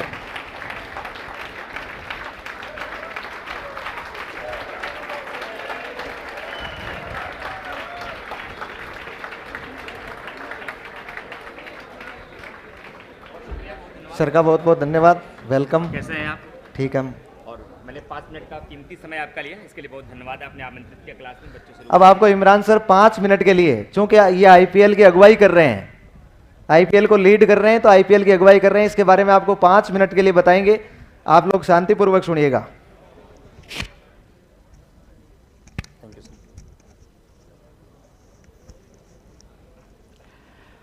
सबसे पहले जोधपुर वालों, very good morning to all of you. हो गई है पर्वत पीर सी पिघलनी चाहिए, इस हिमालय से अब नई गंगा निकलनी चाहिए। मेरा मकसद सिर्फ हंगामा खड़ा करना नहीं, मेरी कोशिश की जोधपुर की सूरत अब बदलनी चाहिए। और प्रयागराज की धरती से चलकर आज जोधपुर की धरती पर सिर्फ इसलिए आया हूं कि कुछ निर्मल सर की एक ऐसी मंशा रही जो आज से 4 साल पहले 4 नवंबर 2019 में एक शुरुआत की गई थी करंट अफेयर के रूप में, और जिसके माध्यम से न केवल राजस्थान में बल्कि पूरे उत्तर भारत के बच्चों को अब करंट अफेयर का डर खत्म हो गया। करंट अफेयर में शानदार प्रदर्शन आप करके आ रहे हैं, लेकिन किसी भी परीक्षा की आप तैयारी करते हो, चाहे आप टीचिंग की, चाहे आगे चलकर किसी अन्य एग्जाम की, या आगे आरएस या यूपीएससी का एग्जाम करेंगे, तो समान अध्ययन आपके लिए बहुत मायने रखता है। वैसे तो समान अध्ययन के लिए आपके लिए सभी टीचर्स यहाँ लगे हैं, रेगुलर आप पढ़ाई करते हैं, लेकिन बैचेस की एक लिमिटेड सीमा होती है कि 6 महीने बैच किया, साल भर बैच किया। जब तक बैच करते हैं तब तक आपकी रेगुलरिटी बहुत शानदार रहती है, लेकिन बैच के बाद आपका रिदम टूटता है। यहाँ से जो पूरब का ऑक्सफोर्ड कहा गया है, इलाहाबाद यानी प्रयागराज तक, ये आपकी छवि वहाँ है कि राजस्थान, जयपुर और जोधपुर के बच्चे मेहनती बहुत हैं। यहाँ के टीचर जब हम लोगों के बीच जाते हैं तो आपकी तारीफ में एक शब्द वो बार बार कहते हैं कि हम लोग पूरे भारत में टहलकर पढ़ाते हैं, लेकिन जो जोधपुर और जयपुर के बच्चों की बैठकर पढ़ने की क्षमता है वो क्षमता किसी अन्य शहरों में नहीं है। तो इस बात के लिए सैल्यूट आप सभी लोगों के लिए कि इतने क्षमतावान हैं आप। लेकिन जहां अच्छाइयां होती हैं वहीं बुराइयां भी होती हैं, लेकिन एक कमी का संदेश भी प्रयागराज तक गया है और उसको दूर करना चाहूंगा मैं। दूसरा संदेश ये गया है कि मेहनती जो बच्चे बहुत होते हैं, 8 से 10 घंटे की पढ़ाई करने की मादा होती, क्लास में एक साथ एक रिदम में 6 घंटे बच्चे बैठ लेते हैं। लेकिन दूसरी समस्या यह है कि जोधपुर और जयपुर के बच्चे पढ़ाई तब करते हैं जब परीक्षाएं बहुत नज़दीक होती हैं, और यही सबसे बड़ी कमी है आपकी। क्योंकि ये खेल किसी भी सरकारी नौकरी का या किसी भी एग्जाम का, क्योंकि इसका नाम ही है कॉम्पिटिटिव एग्जाम, प्रतियोगी परीक्षा, ये एक दौड़ है, रेस है, कंपटीशन है, और रेस में जो सबसे आगे रहेगा और जितनी भर्तियां हैं वो आगे वाले लोग ले लिए जाएंगे और पीछे वाले लोग लौटा दिए जाएंगे। जो लौटा दिए गए इसका मतलब ये नहीं था कि वो योग्य नहीं थे, जो लौटा दिए गए उसका मतलब ये था कि वो रेस में आगे नहीं थे। और रेस में आगे रहने के लिए केवल 2 महीने पर्याप्त नहीं है, आपको अपने ये तरीके बदलने होंगे। अब आपको साल भर रेगुलरिटी के साथ पढ़ाई करना होगा। कब तक? तब तक जब तक कि आप चयनित नहीं हो जाते हैं। उसी मुहिम में अभी 17वें सत्र के आईपीएल का समापन हुआ। आप थोड़ा मायूस हुए, लेकिन उत्कर्ष आईपीएल की शुरुआत हुई और कल पहला मैच खेला गया। तो सबसे पहले बताएं इस क्लास में हैंड पुटअप करके कितने लोगों ने कल आईपीएल का पहला मैच खेला। तो शायद इस पूरे क्लास में मुट्ठी भर लोग हैं, और सिलेक्शन भी इतने का ही हो पाता है कई बार, लेकिन मेरी दुआएं तो यही है कि सब चयनित हों। तो मैं ये चाहूंगा कि आईपीएल का बहुत सारे लोग मैच नहीं खेल पाए, जिसकी 2 वजह हुई होंगी। बहुत सारे बच्चों को जानकारी नहीं थी, बच्चों को जानकारी थी लेकिन पिच तक वो पहुंच नहीं पाए, उत्कर्ष ऐप के तक। तो मैं संक्षिप्त रूप में केवल 5 मिनट, क्योंकि बीच में क्लास चल रहा है, मैंने सर का क्लास भी डिस्टर्ब किया, 2 मिनट में आपको समझाना चाहूंगा कि निर्मल सर के प्रयास से एक आईपीएल की शुरुआत की गई, जिसका मुख्य उद्देश्य है पूरे उत्तर भारत के भीतर एक दिवसीय परीक्षा से लेकर सिविल सेवा तक की परीक्षा की तैयारी जो बच्चे कर रहे हैं उसका बैकबोन माना जाता है एनसीईआरटी। आपको सब ने बताया होगा, जिसकी एनसीईआरटी पर कमांड नहीं है 6 to 12 है, न तो एक दिवसीय परीक्षा में आपका जीएस मजबूत होगा, न ही सिविल सेवा में। और एनसीईआरटी आधारित डेली 20 क्वेश्चन का टेस्ट कराया जा रहा है, और इस टेस्ट में न केवल हिस्ट्री बल्कि geography, polity, economy, science, current affair और स्टैटिक जीके के 20 क्वेश्चनों का टेस्ट हो रहा है। क्वेश्चन का आधार एनसीईआरटी जरूर है, लेकिन इस बात का पूरा ध्यान रखा गया है कि पिछले 25 सालों में जो प्रतियोगी परीक्षा में सवाल पूछे गए हैं उसको आधार बनाकर और भविष्य में जो संभावित क्वेश्चन है उसके आधार पर तैयारी कराई जाए। बच्चे जब 20 क्वेश्चन का टेस्ट दें तो सबसे पहले पूरे उत्तर भारत के बीच अपना मूल्यांकन करें, अभी हम कहाँ ठहर रहे हैं। हम अकेले क्लास में लगता है कि हम ही सबसे तेज है, हमारे आसपास कोई और नहीं है, पूरे प्रदेश भर में हम कहाँ हैं। दूसरी बात, 20 क्वेश्चन के टेस्ट में हमें क्या नहीं आता था, मेरी कमजोर पक्ष क्या है, तो 20 क्वेश्चन का सॉल्यूशन कराने के लिए हम आपको साथ यूट्यूब पर लाइव आएंगे, लेकिन सॉल्यूशन 20 क्वेश्चन का कराएंगे, लेकिन सिखाएंगे कितना, कम से कम डेली 50 क्वेश्चन। और इस प्रकार से आईपीएल में हम सिखाने वाले हैं कि आगामी चाहे आप लोग टीचर्स की तैयारी कर रहे हो या फिर किसी अन्य प्रतियोगी परीक्षा की, आप जिस भी एग्जाम में 6 महीने बाद जाएंगे, ये मेरा प्रॉमिस है। आज मैं जोधपुर में इस क्लास में प्रॉमिस कर रहा हूं, हर एग्जाम में करंट अफेयर के जैसे कुमार गौरव सर की क्लास से अमूमन क्वेश्चन आपके एग्जाम में मिलते हैं, तो जीएस के कम से कम 30 से 40% क्वेश्चन केवल आईपीएल के सीरीज से होंगे, ये प्रॉमिस है मेरा आपसे। लेकिन उसके लिए आपको रेगुलर वे में क्लास करना होगा। टाइमिंग मैंने इसीलिए रखी, जबकि मेरा यूपीएससी से लेकर यूपीपीसीएस तक क्लास होता है, answer writing batch, foundation batch, लेकिन मेरी इच्छा थी कि हम लोगों का जो अनुभव है, जो ज्ञान है, जो हम लोगों ने अपने पूरे जीवन में सीखा है, उसका लाभ केवल सिविल सेवा के बच्चे न लें, बल्कि पूरे उत्तर भारत में जो किसी भी प्रतियोगी परीक्षा की तैयारी कर रहे हैं, अगर जीएस के रूप में उनकी थोड़ी भी मदद कर पाऊंगा तो शायद मैं अपना जीवन सार्थक समझ पाऊंगा। इसलिए मेरी भी इच्छा थी कि इस आईपीएल मैच को मैं खेलूं, मैं होस्ट करूं और मैं बच्चों को प्रैक्टिस कराऊं और निर्मल सर के सपनों को साकार करूं और जोधपुर से लेकर पूरे उत्तर भारत के बच्चों को लक्ष्य तक पहुंचाने में मैं मदद कर पाऊं। तो आज से क्या आप लोग आईपीएल मैच में जुड़ने वाले हैं? रात को 9 बजे ये मैच होगा। मैच कैसे खेलना है इसके लिए एक वीडियो आपके उत्कर्ष क्लासेस के मेन यूट्यूब चैनल पर मैंने परसों लॉन्चिंग के डे में बता दिया था, वहां जाकर आप देख सकते हैं कैसे हमें टेस्ट देना है। इसमें डेली 20 प्रश्नों का टेस्ट होगा, पूरा का पूरा समान अध्ययन होगा, स्टैटिक जीके भी होगा और करंट अफेयर भी होगा, और इसके माध्यम से डेली हम 50 क्वेश्चन नए भी सीखेंगे। तो इसमें डेली आप शामिल होइए, टेस्ट दीजिए। फिलहाल इसमें बहुत सारी पुरस्कार राशि है, पुरस्कार राशि आपको न मिल पाए तो मायूस नहीं होना है, क्योंकि इसका मुख्य उद्देश्य क्या है, आपकी जीएस की तैयारी को मजबूत करना है। और रेगुलर वे में ये चलेगा, मंडे टू फ्राइडे चलेगा। क्रिकेट के आईपीएल की तरह 2 महीने में आपको निराश करके नहीं जाएगा, ये हमेशा आईपीएल का मैच आपके साथ रहेगा और हर रोज 9 बजे मैं आपको मिलूंगा। और जब जब मुझे मौका मिलेगा मैं जोधपुर, जयपुर आऊंगा और आपके बीच ऑफलाइन भी आऊंगा। टेस्ट देने के बाद, करने के बाद मेरा ऐसा मानना है कि कोई भी प्रोग्राम जब कोई मैनेजमेंट या कोई टीचर या कोई भी व्यक्ति शुरू करता है तो अपने हिसाब से बेस्ट पॉलिसी बनाता है, लेकिन पॉलिसी जिसके लिए बनाई गई है उनकी सहमति बहुत जरूरी है, उनकी राय बहुत जरूरी है कि सर हम लोग टेस्ट तो दे रहे हैं आईपीएल का, आईपीएल हम खेल भी रहे हैं, लेकिन आईपीएल में अगर ऐसा हो जाता हमारा और लाभ होता, आईपीएल में ये चैलेंजेस आ रहे हैं, प्लीज इस पे काम किया जाए। तो अपने सुझाव भी देते रहिएगा ताकि हम और नवाचार करते रहें और इस आईपीएल को मंच को इतना बड़ा मंच बनाया जाए। जैसे आईपीएल ने एक नया मंच दिया, आज भारत में बहुत सारे सितारे उभर के आए और इसी आईपीएल के माध्यम से पूरे उत्तर भारत में नए सितारे निकलकर बाहर आए और चयनित हों और अपने घर के सपनों को, अपने माँ बाप के सपनों को पूरा कर पाएं। मेरा मानना है कि कोई भी लक्ष्य मनुष्य के साहस से बड़ा नहीं, हारा वही है इतिहास में अब तक जो अंत तक लड़ा नहीं। तो लड़ने का मादा रखिए, हम सब मिलकर जरूर जीतेंगे। और मुझे पूरी उम्मीद है कि आप लोग ये गलती नहीं करेंगे 2 महीने वाली, 3 महीने वाली, वैकेंसी का इंतजार नहीं करेंगे। अगर तैयारी का मन बना लिया है तो लग जाइए पूरे जोश के साथ। जीवन एक बार मिला है, एक बार में सब कुछ झोंक दीजिए। घर वाले भी बार बार आपको अवसर देने वाले नहीं हैं। जो अवसर आपको मिला है, अपने पास जितनी क्षमता है, जब तक आप अपनी पूरी क्षमता नहीं झोंकेंगे अपनी इस तैयारी में, तब तक आप तैयारी का हिस्सा बन पाएंगे, लेकिन नौकरी का हिस्सा नहीं बन पाएंगे। और नौकरी का हिस्सा बनने के लिए लोगों से अलग काम करना होगा, तभी लोगों से अलग परिणाम आएगा। तो मैं उम्मीद करता हूं आज से आप लोग सभी लोग आईपीएल सेशन में जुड़ेंगे और आज से आईपीएल खेलेंगे और निरंतरता के साथ खेलेंगे और अपने सुझाव यूट्यूब में कमेंट बॉक्स के माध्यम से देते रहेंगे। और मैं अपनी पूरी ताकत लगाऊंगा कि मैं पूरे उत्तर भारत के बच्चों को जीएस में एक बेहतर प्रदर्शन करा सकूं, उनके अंदर एक नया मोटिवेशन ला सकूं और जीएस की बेसिक से लेकर हाई लेवल तक की मैं चीज़ों को सिखा सकूं। और निसंदेह रूप से जब मानव चाहता है तो कर लेता है, क्योंकि मैं कहता हूं मानव जब जोर लगाता है ना तो पत्थर भी पानी बन जाता है। तो हम इधर से जोर लगाएंगे, आप उधर से जोर लगाएंगे, हमारी पूरी टीम जोर लगाएगी और हम जरूर जीत जाएंगे। बहुत शुक्रिया, बहुत धन्यवाद जोधपुर वालों, और आपसे मिलकर बहुत अच्छा लगा। और सबसे ज़्यादा धन्यवाद करना चाहूँगा सर का कि इस कीमती समय में मुझे 5 मिनट का समय दिया, जिससे मैं अपनी बात आपके बीच आकर रख सका। All the best. दोबारा आऊं तो मुस्कुराते चेहरों के साथ आप मिलिए। Very thank you to all of you.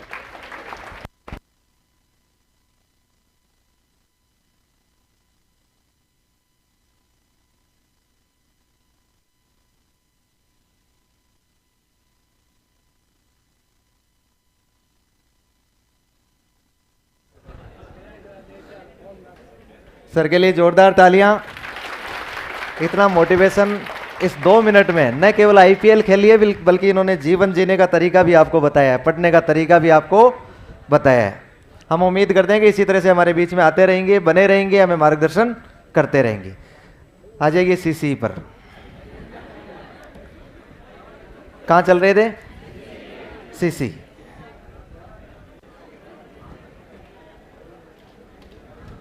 छोरा तेरे से शांत नहीं रहा जाता रे हैं? इनको शांत नहीं रहा जाता इनसे। अब गौरव वहां गर्मी में बैठा बैठा कह रहा है कि सर इतने कोट पहन रखे हैं, टाई लगा रखी है, गर्मी नहीं होती है। अरे तुझे क्या पता, हमारे यहाँ ऐसी लगी हुई है, हमें सर्दी लग रही है, गर्मी की कहां बात है अभी। चलिए,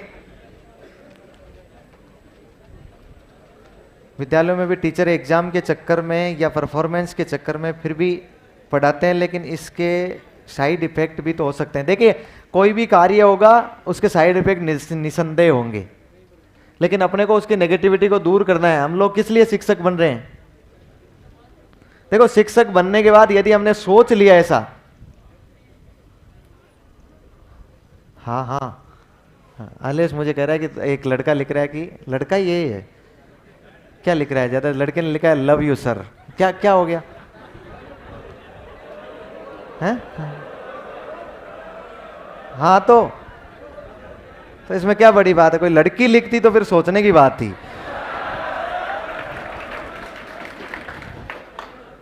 देखो इधर, हाँ,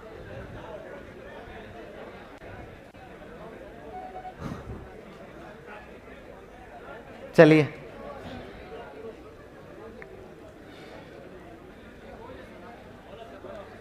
शुरू करें। आप वापस आ जाइए, अब अपने जुड़ जाइए ना।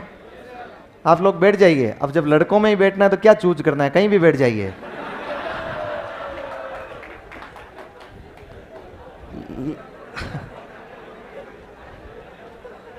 कहाँ चल रहे थे हम लोग? सीसी में चल रहे थे ना। और सीसीटी में एक तो था फॉर्मेटिव और एक था सबमेटिव। समझ में आ गया आपको? कुछ कुछ को 2 दिन बाद में समझ में आता है, घर जाने के बाद पता लगता है क्या कह गया वो।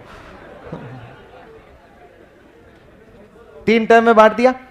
प्रत्येक टर्म के अंत में क्या हो गया? ऐसे 1, ऐसे 2, ऐसे 3 लिख लिया आपने। फिर अब ये भी लिख लो नीचे अलग से। यहां तक 3 टर्म में बांट दिया आपने ना, ये चीज लिख ली है। फिर अलग से एक लाइन में लिखो, प्रत्येक टर्म के अंत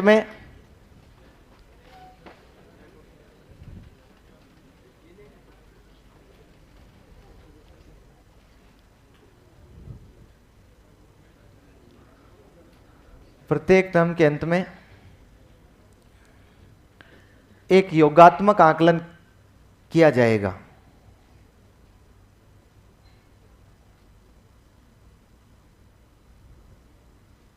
एक योगात्मक आकलन किया जाएगा।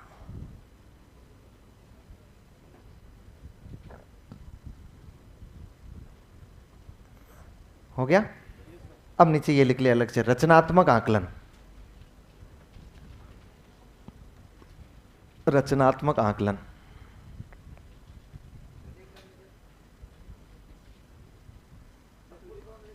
हाँ, मतलब रचनात्मक आकलन की एक लाइन लिख लेंगे। ये रचनात्मक आकलन ही अपने आप में सब हेडिंग है। रचनात्मक आकलन।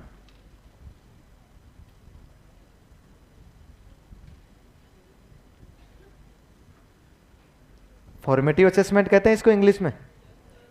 इसके आगे लिख लो, ये किसके लिए आकलन होता है? सीखने के लिए। सीखने के लिए आकलन।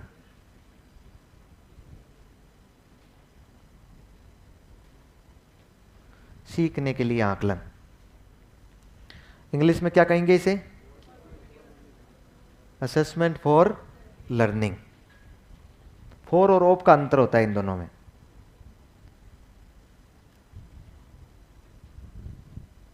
For learning.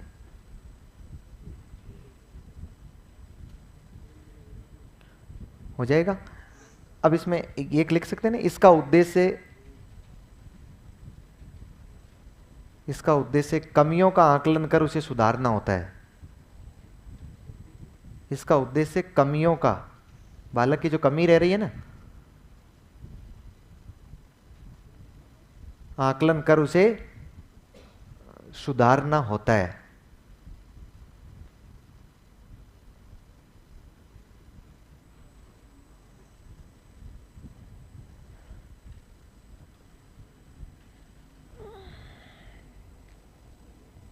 होता है।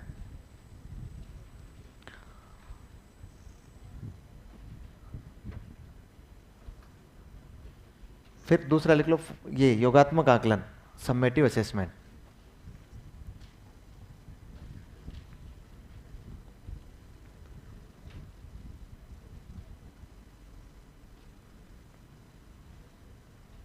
योगात्मक आकलन। कृष्ण कुमार मुझे लगातार पूछ रहा है कि सीसी 2015 से शुरू हुआ या 16-17 से शुरू हुआ राजस्थान में। देखिए, इसे संपूर्ण राजस्थान में 2015-16 से ही शुरू कर दिया। उसके बाद में भी इसमें स्कूलें बढ़ती की जा रही है। इसका क्या कारण है? इसका कारण ये है कि इससे केवल उसी स्कूलों में चलाया गया जो स्कूलें या तो 1 से 10 तक चल रही थी या 1 से 12 तक चल रही थी।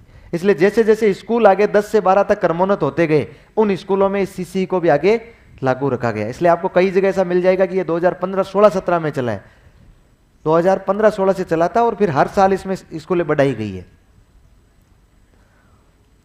ये हो गया असेसमेंट ऑफ लर्निंग, सीखने का आकलन।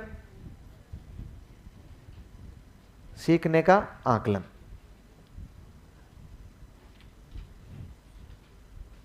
इसमें क्या लिख लोगे? लिखो, जिन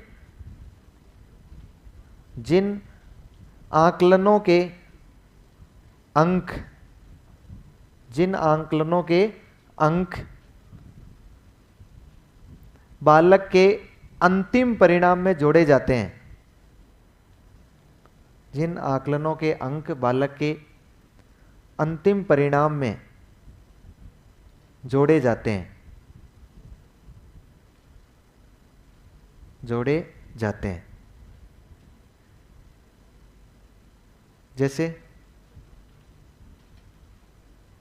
क्या हो जाएगा? प्रथम, द्वितीय और तृतीय परख, मतलब पहला, दूसरा और तीसरा टेस्ट, और अर्धवार्षिक परीक्षा और वार्षिक परीक्षा।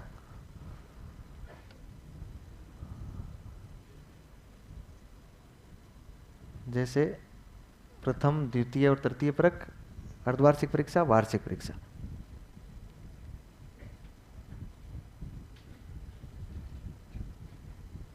बताओ, प्री बोर्ड की परीक्षा समेटिव है या फॉर्मेटिव?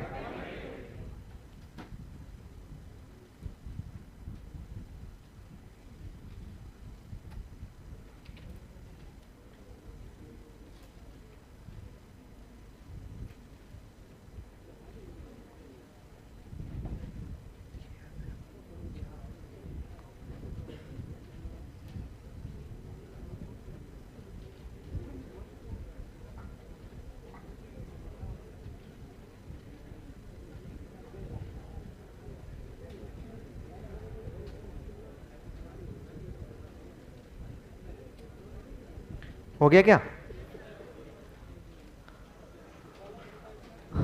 बस ये कंप्लीट हो गया अपना काम। फिर थोड़ा और देखना है, सीसी पूरा नहीं हुआ अभी।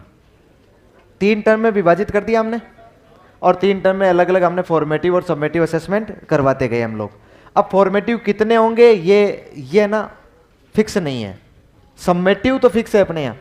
फॉर्मेटिव के लिए हम लोग बालकों की चेकलिस्ट बनाते हैं। चेकलिस्ट बनाने का मतलब ये कि एक चेकलिस्ट बनी हुई आती है, समय समय पर उस चेकलिस्ट को शिक्षक द्वारा भरा जाता है। चेकलिस्ट का मतलब एक लिस्ट आ गई, उसमें सवाल लिखे हुए हैं।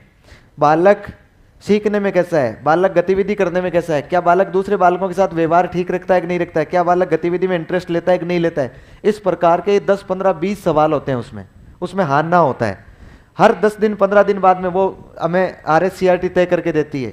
एक शिक्षक एक चेकलिस्ट को उठाएगा और प्रत्येक बच्चे की एक एक चेकलिस्ट भरेगा कि ये बालक किस प्रकार का है। वो चेकलिस्ट भर ली, उसमें जिसमें यस आ गया वो तो ठीक है, जिसमें नो आया इसका मतलब है उनमें कमी रह रही है। फिर वो शिक्षक अगले 10-15 दिन में क्या करेगा, उन कमियों को सुधारने का प्रयास करेगा। यही फॉर्मेटिव असेसमेंट है। ये चेकलिस्ट आगे कहीं नहीं जुड़ेगी, यही क्या है, फॉर्मेटिव असेसमेंट। फिर हम लोग उन बच्चों को लास्ट में एक होलिस्टिक रिपोर्ट कार्ड देते हैं। होलिस्टिक का मतलब होता है सर्वांगीण, बालक की सर्वांगीण प्रगति कैसे की है बालक ने, इसका एक प्रमाण पत्र देते हैं। इतना बड़ा होता है, आपने पहली दूसरी तीसरी चौथी पांचवी का देखा होगा प्रमाण पत्र, लास्ट में फोल्ड किया होता है, जैसे कार्ड होता है ना शादी के, वैसे फोल्ड किया होता है, इतना बड़ा होता है। उसमें 3 भाग होते हैं, 3 भाग बन के आते हैं, एक ऐसे 1, एक ऐसे 2 और एक ऐसे 3। पहले बड़े हमने 45% सिलेबस पढ़ाया, तब तक हमने 4-5 उनके फॉर्मेटिव असेसमेंट किए होंगे, मतलब अलग अलग चेकलिस्ट हमने भरी होगी प्रत्येक बालक की। उनका सिर्फ काम इतना था कि वो इसलिए भरे कि बालकों में कमी रह गई है, उनको सुधार कर दें। फिर टर्म के अंत में हमने उस समेटिव असेसमेंट वाले होलिस्टिक कार्ड को ऐसे 1 को भर लिया, मतलब उस एक चैप्टर को भर लिया। और भरने के बाद में हमने उनके घर वालों को बुलाया, PTM करवाई, पेरेंट टीचर मीटिंग होती है ना, साल में करवानी होती है, 3 अनिवार्य होती है। प्रत्येक टर्म के अंत में बुलाया हमने बच्चों की, उस बच्चे की क्या क्या रिपोर्ट थी वो रिपोर्ट हमने बच्चों को दिखाई, उस अभिभावकों को दिखाई, बच्चे को भी बताया और अभिभावकों को भी दिखाया। वो रिपोर्ट केवल अंकों के आधार पर नहीं होती है, उसमें अंक नहीं होते हैं, उसमें उसकी को करिकुलम एक्टिविटीज ज्यादा होती है। फिर इसी तरह से हमने अगला टर्म चला दिया और अगले टर्म में भी हमने ये सेम प्रक्रिया अपनाई और लास्ट में हमने ऐसे 2 भर दिया, उसका मतलब उसके अनुसार रिपोर्ट भर दिया। फिर लास्ट में ऐसे 3 भर दिया और लास्ट में जाते हुए हमने रिपोर्ट कार्ड उस बालक को दे दिया। बताओ हमने 3 योगात्मक करवाए कि नहीं करवाए? पहले टर्म के हमने ऐसे 1 भरा, दूसरे का ऐसे 2 और फिर ऐसे 3 भर दिया। अब होता क्या है कि देख चेकलिस्ट और पोर्टफोलियो में क्या अंतर है। वैसे तो आपको वो ज़्यादा बताएंगे, अभी पोर्टफोलियो पर बहुत लंबी चर्चा करने वाले हैं। पोर्टफोलियो तो वह व्यक्तिगत फाइल होती है जिसमें बालक जो कुछ भी सीखता है उसका इंदराज किया जाता है, बालक जो कुछ भी सीख रहा है। और चेकलिस्ट केवल उसका एक पार्ट होती है, छोटा सा। चेकलिस्ट क्या होती है? एक पार्ट। चेकलिस्ट एक फॉर्मेटिव असेसमेंट के लिए पेपर, परीक्षक के हाथ में, शिक्षक के हाथ में एक पेपर होता है, उस पेपर के आधार पर वो पता लगाता है, इस चेकलिस्ट के आधार पर, कि बालक में ये कमियां रही है या ये नहीं रही है। जैसे आप लोग क्या करेंगे, नौकरी लगेंगे ना, तो नौकरी लगने के बाद आप डॉक्यूमेंट वेरिफिकेशन के लिए जाएंगे ना जब बोर्ड में, तो डॉक्यूमेंट वेरिफिकेशन के लिए जाएंगे तो बोर्ड में सारे डॉक्यूमेंट लेकर जाएंगे आप लोग। उन सभी डॉक्यूमेंट आपने लगाए कि नहीं लगाए, उसके लिए ऊपर ही ऊपर एक चेकलिस्ट देगा आपको बोर्ड। उसमें वो आपको टिक करना है कि क्या आपने 10वीं की मार्कशीट लगा दी है, हाँ, 12वीं की लगा दी है, हाँ। फिर वो परीक्षक जो चेक करेगा ना आपके, वो भी हाँ ना उसमें लगाता जाएगा, ताकि एक ही जगह से पता लग जाए कि इसमें कमियां क्या रही है। और फिर उन कमियों को आपको कह देगा कि इसको दुरुस्त कर लीजिए आप लोग। वो एक चेकलिस्ट है। तो प्रत्येक टर्म में ये काम हो जाएगा। इसके बाद में एक चीज और सामने निकल कर आती है। इस CCE के तहत हम लोग एक आकलन और करते हैं, वो होता है BLA, बेस लाइन असेसमेंट। क्या होता है? Base line assessment. हिंदी में बोलेंगे इसे हम आधार रेखा आकलन, मतलब बेस लाइन असेसमेंट। क्या होता है बेस लाइन असेसमेंट? कब किया जाता है? कब किया जाता है? ये प्रारंभ में किया जाता है। मैं कहूं ये सत्र के प्रारंभ में किया जाता है, पर प्रथम सप्ताह में किया जाता है। किसके द्वारा किया जाता है? शिक्षक के द्वारा किया जाता है। कब किया जाता है? तो ध्यान रखना है, शिक्षण के दौरान किया जाता है। कब किया जाता है? और बेसलाइन असेसमेंट करते हुए बालकों को कक्षा के 2 समूह बनाए जाते हैं। एक होता है ग्रुप A और दूसरा होता है ग्रुप B, मतलब समूह 1 और समूह 2। 2 समूह बनाए जाते हैं। समूह 1 में उन बालकों को नाम लिखा जाता है जो बालक, या ग्रुप A में उन बालकों को रखा जाता है जो कक्षा स्तर की दक्षता रखते हैं, दक्षता रखते हैं। इसमें उन बालकों के नाम लिखे जाते हैं जो कक्षा स्तर से न्यून दक्षता रखते हैं, न्यून दक्षता रखते हैं। इसका मतलब क्या हो गया? मान लीजिए आप लोग 5वीं क्लास के क्लास टीचर है, आपकी क्लास में 30 बच्चे हैं। जैसे ही 5वीं क्लास शुरू हुई, शुरू होते ही प्रथम सप्ताह में आप लोग बालकों का एक आकलन करने वाले हैं, मतलब एक परीक्षा करने वाले हैं। लेकिन बालकों को पता नहीं चलना है कि उनकी परीक्षा चल रही है, नहीं तो 5वीं शुरू होते ही आपने परीक्षा लेना शुरू कर दी, बच्चे भाग जाएंगे। वो कहेंगे शुरू में क्या परीक्षा लगा दी, अभी हमने पढ़ाई क्या है। आपको आकलन करना है, किसके आधार पर करना है? शिक्षण के आधार, शिक्षण के दौरान करना है, मतलब पढ़ाते पढ़ाते, बालकों से बातचीत करते करते, उन्हें पूछते पूछते। अब मुझे बताइए, उन्हें पूछते पूछते आप लोग आकलन कर रहे हैं, तो आकलन यही तो करेंगे ना कि उस बालक ने पिछली कक्षा में क्या सीखा है, इस बात का ही तो कर रहे होंगे ना। क्या उस बालक ने 5वीं क्लास में आके कुछ सीख लिया है क्या? अभी भाई 5वीं क्लास में बालक आया ही तो कुछ नहीं सीखा। इसका मतलब बेसलाइन असेसमेंट में आकलन किया जाता है पिछली क्लास का। अब उसने पिछली क्लास का आपको आकलन करना है, उसे पूछना है कि कितना पढ़ा, कितना नहीं पढ़ा, कितना याद है इसे, क्या क्या याद है, क्या कुल मिला के आपको पता ये लगाना होता है कि क्या ये बच्चा 5वीं क्लास में पढ़ने लायक है या नहीं। यदि आपको लग जाए, प्रत्येक बच्चे का करना है, यदि आपको लग जाए कि बच्चा 5वीं क्लास में पढ़ने लायक है, उस बच्चे को तो आपने पेन ले रखा है, लिस्ट बना रखी है, एक तरफ ग्रुप ए, एक तरफ ग्रुप बी, आपने उसको किस में रख देना है? ग्रुप ए में रख देना है। अब कई बार आपको ऐसा भी तो लगता है ना कि यार बच्चा है तो 5वीं क्लास में, लेकिन इतना इंटेलिजेंट है कि बच्चा 7वीं क्लास में भी पढ़ सकता है। कोई लेना देना नहीं है आपको, आगे चाहे कितना ही इंटेलिजेंट लगे आपको, उसमें आपको सिर्फ नाम लिख देना है बच्चों को। लेकिन जब आप इधर आओ बिग ग्रुप में, आपको कई बार बच्चे से पूछते पूछते ऐसा लगे ना, आप लोग झल्लाहट या खीज उत्पन्न करते हुए कभी कहेंगे भी बच्चों को कि यार तुझे किसने बिठा दिया 5वीं क्लास में, तुझे दूसरी क्लास में होना चाहिए, तुझे पहली क्लास में होना चाहिए। इसका मतलब है कि उस बच्चे की जो दक्षता है ना, वो उसके कक्षा स्तर की नहीं है। उसकी जो दक्षता है वो दक्षता कक्षा स्तर से नीचे की है। अब जब नीचे की है तो आप लोग उस बालक को नीचे वाले इस बी ग्रुप में लिखेंगे। ऐसे बालक 30 में से मान लीजिए आपके पास 10 बालक मिल गए जिनके कक्षा स्तर से नीचे की दक्षता है, आपको लगा कि ये 5वीं में नहीं होने चाहिए, कोई बालक लगा 3री का, कोई बालक 4थी का, 2री का, उनके नाम लिख दिए। लेकिन उनमें जरूरी है कि उन बालकों के भी आप लोग आगे कक्षा स्तर जरूर लिखेंगे। यदि आपको लगे कि ये बालक पहली क्लास में पढ़ने लायक है तो उसके आगे लिखोगे पहली क्लास। यदि आपको लगे दूसरी क्लास में पढ़ने लायक है तो उसके आगे क्या लिखोगे? दूसरी क्लास। बात समझ पा रहे हैं? तो 2 ग्रुपों में बांट लिया कि नहीं बांट लिया आपने बीएलए के दौरान, और कक्षा स्तर की दक्षता रखते हैं और कक्षा स्तर से न्यून दक्षता रखते हैं। अच्छा मुझे बताओ, ये जो बेस लाइन असेसमेंट होता है, ये बेस लाइन असेसमेंट होता है, ये कौन सी क्लास से शुरू होता है? पहली से चलेगा तो 5वीं तक। कहां से शुरू होगा? आप सोच के देखो, क्या पहली क्लास का बेसलाइन असेसमेंट कर सकते हैं क्या आप लोग? क्या वो पिछली क्लास में कुछ सीख के आया है क्या? मतलब वो तो एडमिशन ही अभी ले रहा है। इसका मतलब बेसलाइन असेसमेंट कब से शुरू होता है? क्लास 2 से शुरू होता है। देखिए आकलन शुरू हो जाता है क्लास 1 से, है ना, लेकिन बेसलाइन असेसमेंट क्लास 2 से। और आपको बताऊं तो अब जो नई शिक्षा नीति आई है ना, नई शिक्षा नीति, उस नई शिक्षा नीति ने कहा कि आकलन 3री क्लास से शुरू करना है। अब हम लोग 2री क्लास तक किसी प्रकार का कोई आकलन नहीं करेंगे, बच्चों को केवल पढ़ाएंगे ही पढ़ाएंगे, पढ़ाएंगे ही पढ़ाएंगे। क्या नहीं करेंगे? कौन सा आकलन? समेटिव असेसमेंट नहीं करेंगे हम लोग।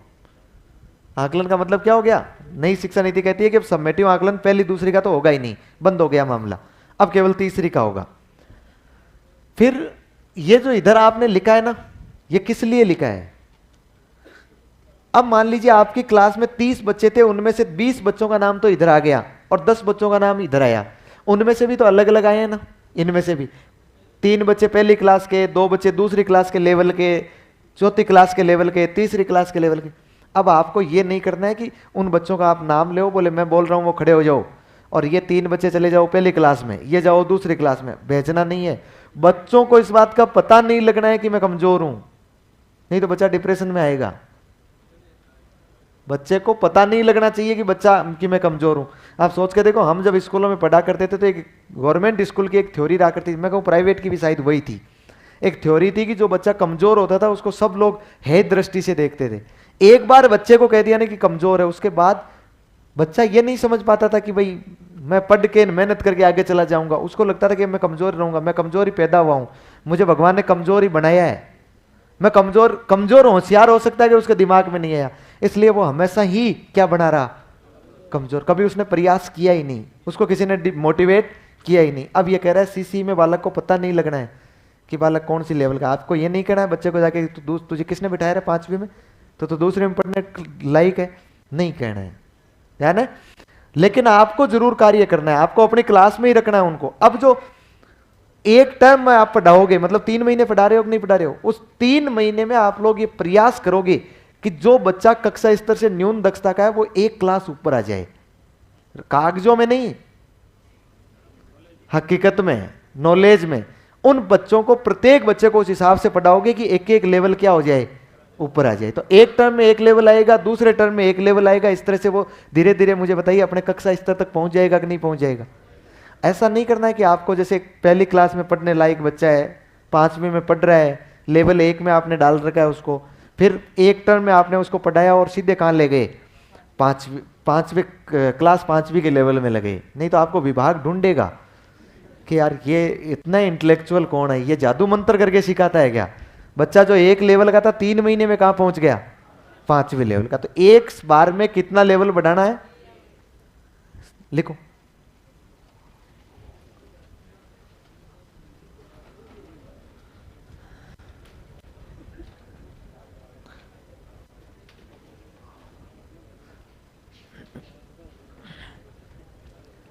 लिखो, आधार रेखा आकलन। आधार रेखा आकलन।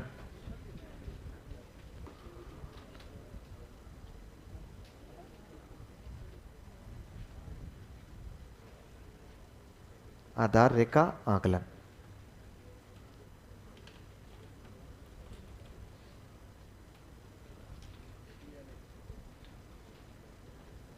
BLA, बेसलाइन असेसमेंट, है ना। लिखो, ये सत्र के प्रारंभ में, ये सत्र के प्रारंभ में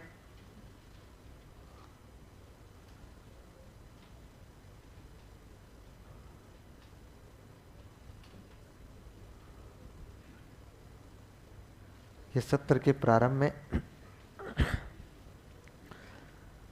शिक्षण के दौरान, शिक्षण के दौरान किया जाने वाला आकलन है।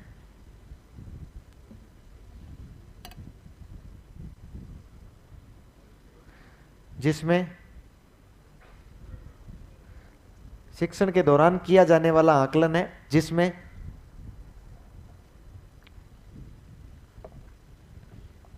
बालकों के 2 समूह बनाए जाते हैं, जिसमें बालकों के 2 समूह बनाए जाते हैं।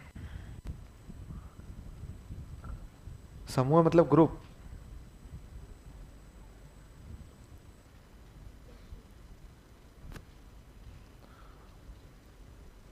लिख लो, समूह ए या ग्रुप ए।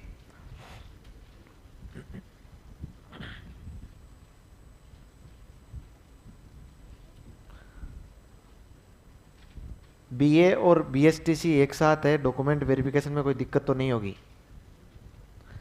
ऐसे सवाल बहुत आते हैं ना, लोगों को समझ में आ नहीं रही ये चीज़ें।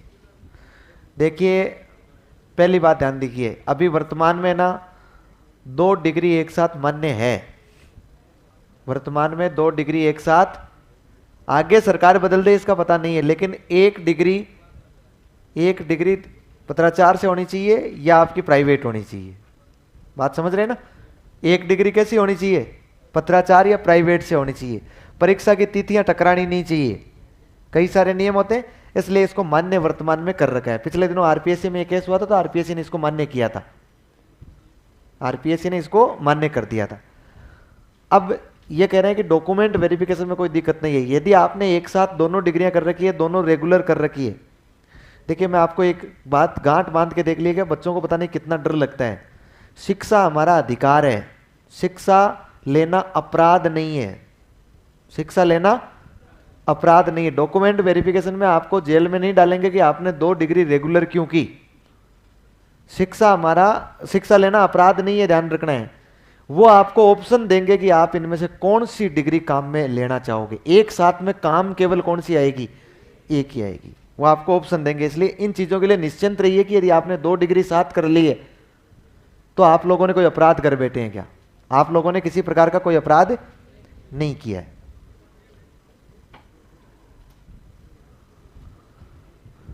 यदि आपने बीएसटीसी और बीए एक साथ कर लिए तो डॉक्यूमेंट वेरिफिकेशन में आपको ले जाना ही नहीं है बीए। किस काम की है वहां बीए? आपने कुछ भी कर रखा हो, पीएचडी कर रखी हो, कोई लेना देना नहीं, उनको उनके पात्रता वाले डॉक्यूमेंट दे दीजिए कि आपने 12वीं पास कर रखी है, आपने बीएसटीसी कर रखी है, उसके डिग्री दे दीजिए, आगे कुछ भी नहीं देना है। फिर बच्चों को लगता है कि यार फिर बाकी वाले तो हमने झूठी पढ़ाई की है, काम कहाँ है की। जैसे ही आप लोग डॉक्यूमेंट वेरिफिकेशन करवा के आ गए, उसके बाद आप स्कूल में आके ज्वाइनिंग की। स्कूल में आके ज्वाइनिंग करने के बाद कभी भी आप एक एप्लीकेशन दोगे अपने पीओ साहब को, और अपने जितने भी आपने एडिशनल जितनी भी प्रकार की शिक्षा ली है वो सारी डिग्रियां उसमें ऐड करवा दोगे, वो सब ऐड हो जाएगी। डीओ साहब, वो पीओ साहब एक लेटर लिख देंगे डीओ साहब को, आपके नियुक्ति अधिकारी को, और नियुक्ति अधिकारी के पास एक फोटोकॉपी भेज देंगे, वहां से स्वीकृत होकर आ जाएगी और आपकी वो ऐड मानी जाएगी। तो फिर वो आगे प्रमोशन में आपके काम आती रहेगी। उस टाइम में ज़्यादा लोड नहीं लेना होता है। और मैं कहूँ डॉक्यूमेंट वेरिफिकेशन का तो बिल्कुल लोड तो लेना रखना होता है, ऐसी बात नहीं है लोड नहीं रखना होता है, लोड तो रखना होता है, लेकिन कुछ लोग नहीं रखते हैं। आपके सामने एक उदाहरण बताऊं, मैं उदाहरण पेश करूं, किसी को डर लगता है ना इतना डॉक्यूमेंट वेरिफिकेशन का। इस वर्ष सर आ रहे हैं ना टीचिंग मेथड करवाने के लिए। हम दोनों प्रयागराज में पढ़ा रहे थे पिछली बार गर्मियों की छुट्टियों में। ये वहाँ टीचिंग मेथड में आईसीटी वगैरह पढ़ा रहे थे, मैं वहाँ साइकोलॉजी नहीं स्कूल मैनेजमेंट में चल रहा था। इनका पिछली बार ग्रेड 3 में मैथमेटिक्स से नंबर आया, तो हम वहीं थे। डॉक्यूमेंट वेरिफिकेशन की हमने डेट 2-1 दिन बची थी, 2-3 दिन बची थी। तो मैं गांव आ रहा था, मैंने कहा मैं जा रहा हूँ, मैं आपके अपलोड करवा दूंगा, आप क्यों घबरा रहे हो यार, आपके वेरिफिकेशन में करवा दूंगा। तो फिर उन्होंने कहा नहीं यार मैं चल लेता हूँ यार, हो सकता है, मुझे लगता है इनको डाउट हुआ कहीं, तो ये भी मेरे साथ आ लिए। अब डॉक्यूमेंट वेरिफिकेशन जैसे आज हम लोग शाम को पहुंचे, कल का एक हमारे पास में दिन और परसों हमारे डॉक्यूमेंट वेरिफिकेशन के आके देखा इन्होंने शाम को 11 बजे से, तो इन्होंने कहा मेरी डॉक्यूमेंट वाली फाइल नहीं है।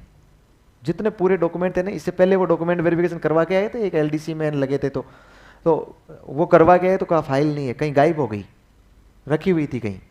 उन्होंने प्लेट ले रखा था, उस प्लेट में रखी हुई थी, कह रहे हैं यार मैंने यही रखी है, गायब हो गई। अब थोड़े से मेरे से जूनियर रह गए, तो फिर उन्होंने कहा यार डायरेक्ट तो कैसे बताऊं यार इस आदमी को, नहीं तो ये भयंकर गालियां देगा कि यार तुझे शर्म नहीं आ रही, तो तेरी फाइल की ध्यान नहीं रख रहा है तो फिर उन्होंने किसी के थ्रू ये कहा कि यार ऐसा हो गया। मैंने कहा अब तो बात तो सीरियसली है, लेकिन सीरियस लेना नहीं है। फिर अगले दिन में एक जयपुर चला गया, एक अजमेर चला गया, जहाँ जहाँ इन्होंने यूनिवर्सिटी से कुछ कर रखा था, बोर्ड से कुछ कर रखा था, उनकी डुप्लीकेट मार्कशीट निकलवा ली, डिग्री विग्री आई, जितनी निकली उतनी निकलवा ली, जितना कुछ बना उतना बनवा लिया। एक 10वीं की निकलवा ली, एक 12वीं की हो गई, एक बीए की हमें मार्कशीट मिल गई। फिर उस टाइम में अध्यक्ष बने ही थे निर्मल चौधरी, तो ये उस टाइम में इनको कह के वहाँ से एक डिग्री निकलवा ली। ये थोड़ा बहुत 1-2 काम करके जितना हो सका उतना बन गया। और फिर हमने एक 50 रुपये का स्टाम्प लिखवाया, हमारी फाइल गम चुकी है, जितने भी डॉक्यूमेंट्स है गुम हो गई है फाइल, जितने भी डॉक्यूमेंट्स हमारे पास ये है, हम अगले 15 दिन में या जितने भी समय आप दो उस समय में हम अपने डॉक्यूमेंट पेश कर देंगे। उन्होंने कहा कोई नहीं, कोई एक भी डॉक्यूमेंट नहीं हो तो कोई फर्क नहीं पड़ता है। फिर उन्होंने हमें टाइम दिया, फिर हमने जितने सारे डॉक्यूमेंट थे वो सारे डुप्लीकेट निकलवा के और फिर विभाग को जमा करवा दिया और इन्होंने ज्वाइनिंग कर ली। इसका मतलब है कि डॉक्यूमेंट इंपॉर्टेंट नहीं है, इंपॉर्टेंट है नौकरी लगना। आदमी जिंदा रहना चाहिए, लगने वाला यदि मर गया तो फिर नौकरी नहीं मिलेगी। बात समझ पा रहे हैं ना आप लोग?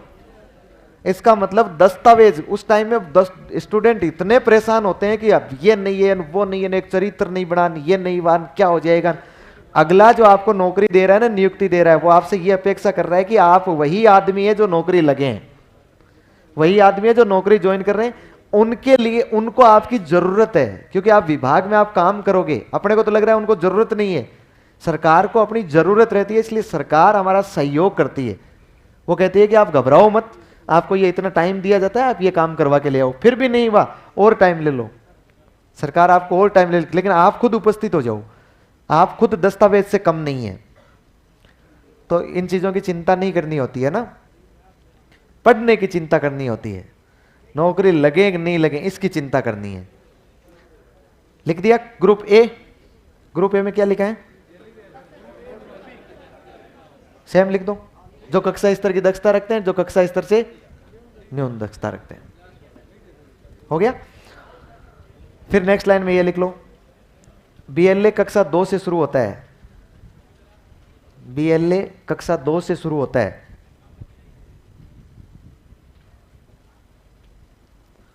BLA कक्षा 2 से शुरू होता है।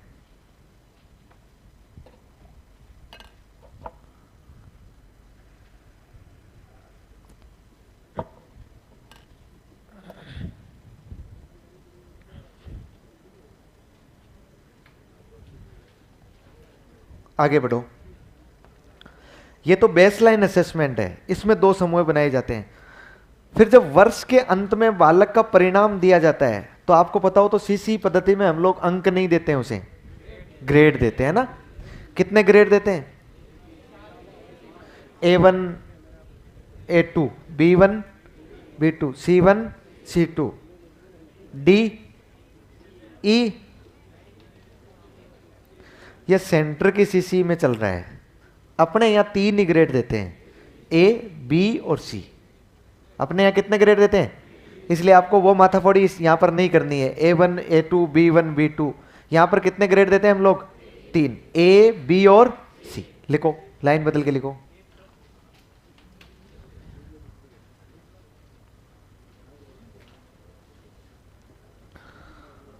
लिखो, वर्ष के अंत में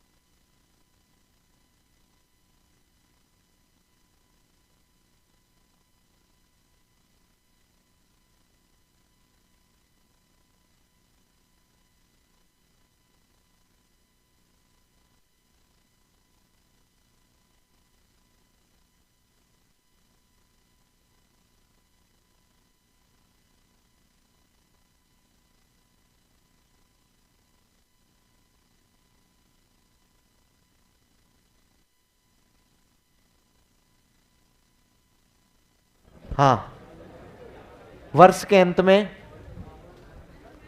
क्या लिखा आपने? वर्ष के अंत में लिखा ना। वर्ष के अंत में क्या करेंगे? सुसाइड, रिजल्ट देंगे, है ना। लिखो, वर्ष के अंत में बालकों की, वर्ष के अंत में बालकों की शैक्षिक उपलब्धि को दर्ज करने के लिए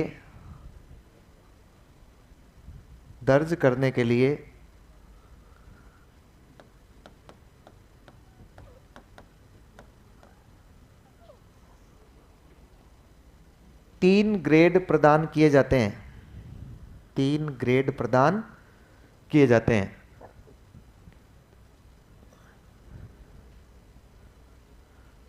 तीन ग्रेड प्रदान किए जाते हैं। लिखो, ग्रेड 1 नंबर लगा के ग्रेड A कौन होंगे इसमें?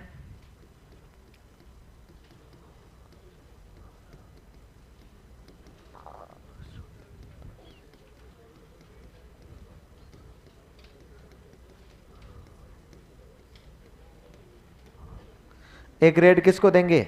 लिखो, जो बालक स्वतंत्र रूप से सीख सकता है, जो बालक स्वतंत्र रूप से सीख सकता है। ग्रेड B किसे देंगे? जो बालक शिक्षक की सहायता से सीखते हैं, से सीखता है, ऐसे लिख लो।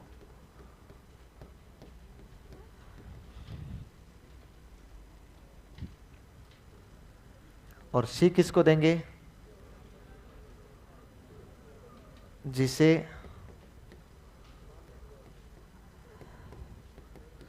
सीखने के लिए शिक्षक की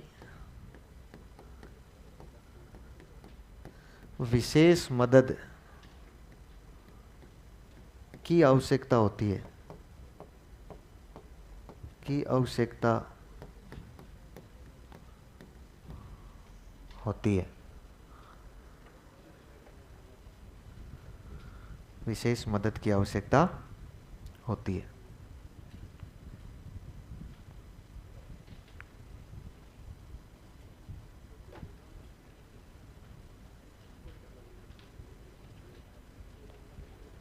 हो गया?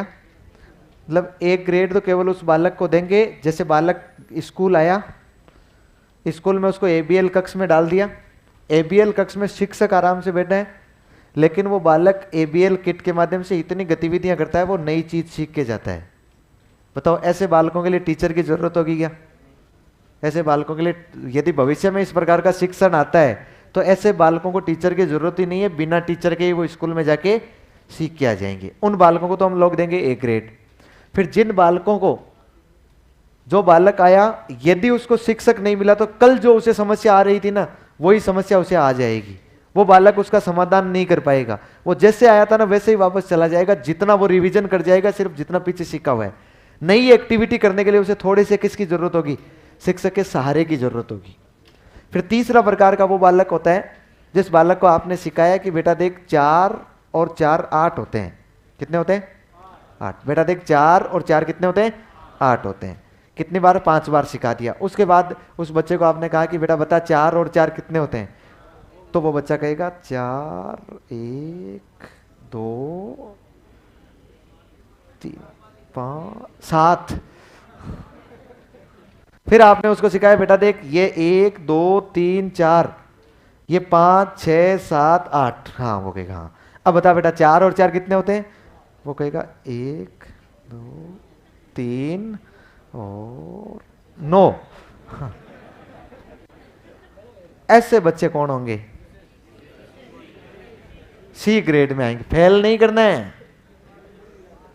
जिसे सीखने के लिए शिक्षक की विशेष मदद की आवश्यकता होती है, विशेष मदद की। केवल ये 3 ही ग्रेड हमने राजस्थान में बालकों को दिए जाते हैं, ध्यान रहेगा। अब हेडिंग लगाओ SIQE का संचालन, या सॉरी इसका एक ध्येय वाक्य और लिख लो, स्लोगन और लिख लो। CCE का हम लोग स्लोगन लिख रहे हैं ना, एक स्लोगन लिखा था, सभी बालक सीख सकते हैं। SIQE का मान लो चाहे CCE का मान लो, वास्तव में तो CCE में आया था ये। CCE का एक स्लोगन था, सभी बालक सीख सकते हैं एवं सभी शिक्षक सिखा सकते हैं। मतलब प्रत्येक बालक पढ़ सकता है और प्रत्येक शिक्षक पढ़ा सकता है।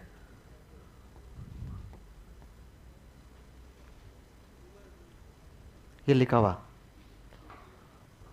सभी बालक सीख सकते हैं, सभी शिक्षक सिखा सकते हैं।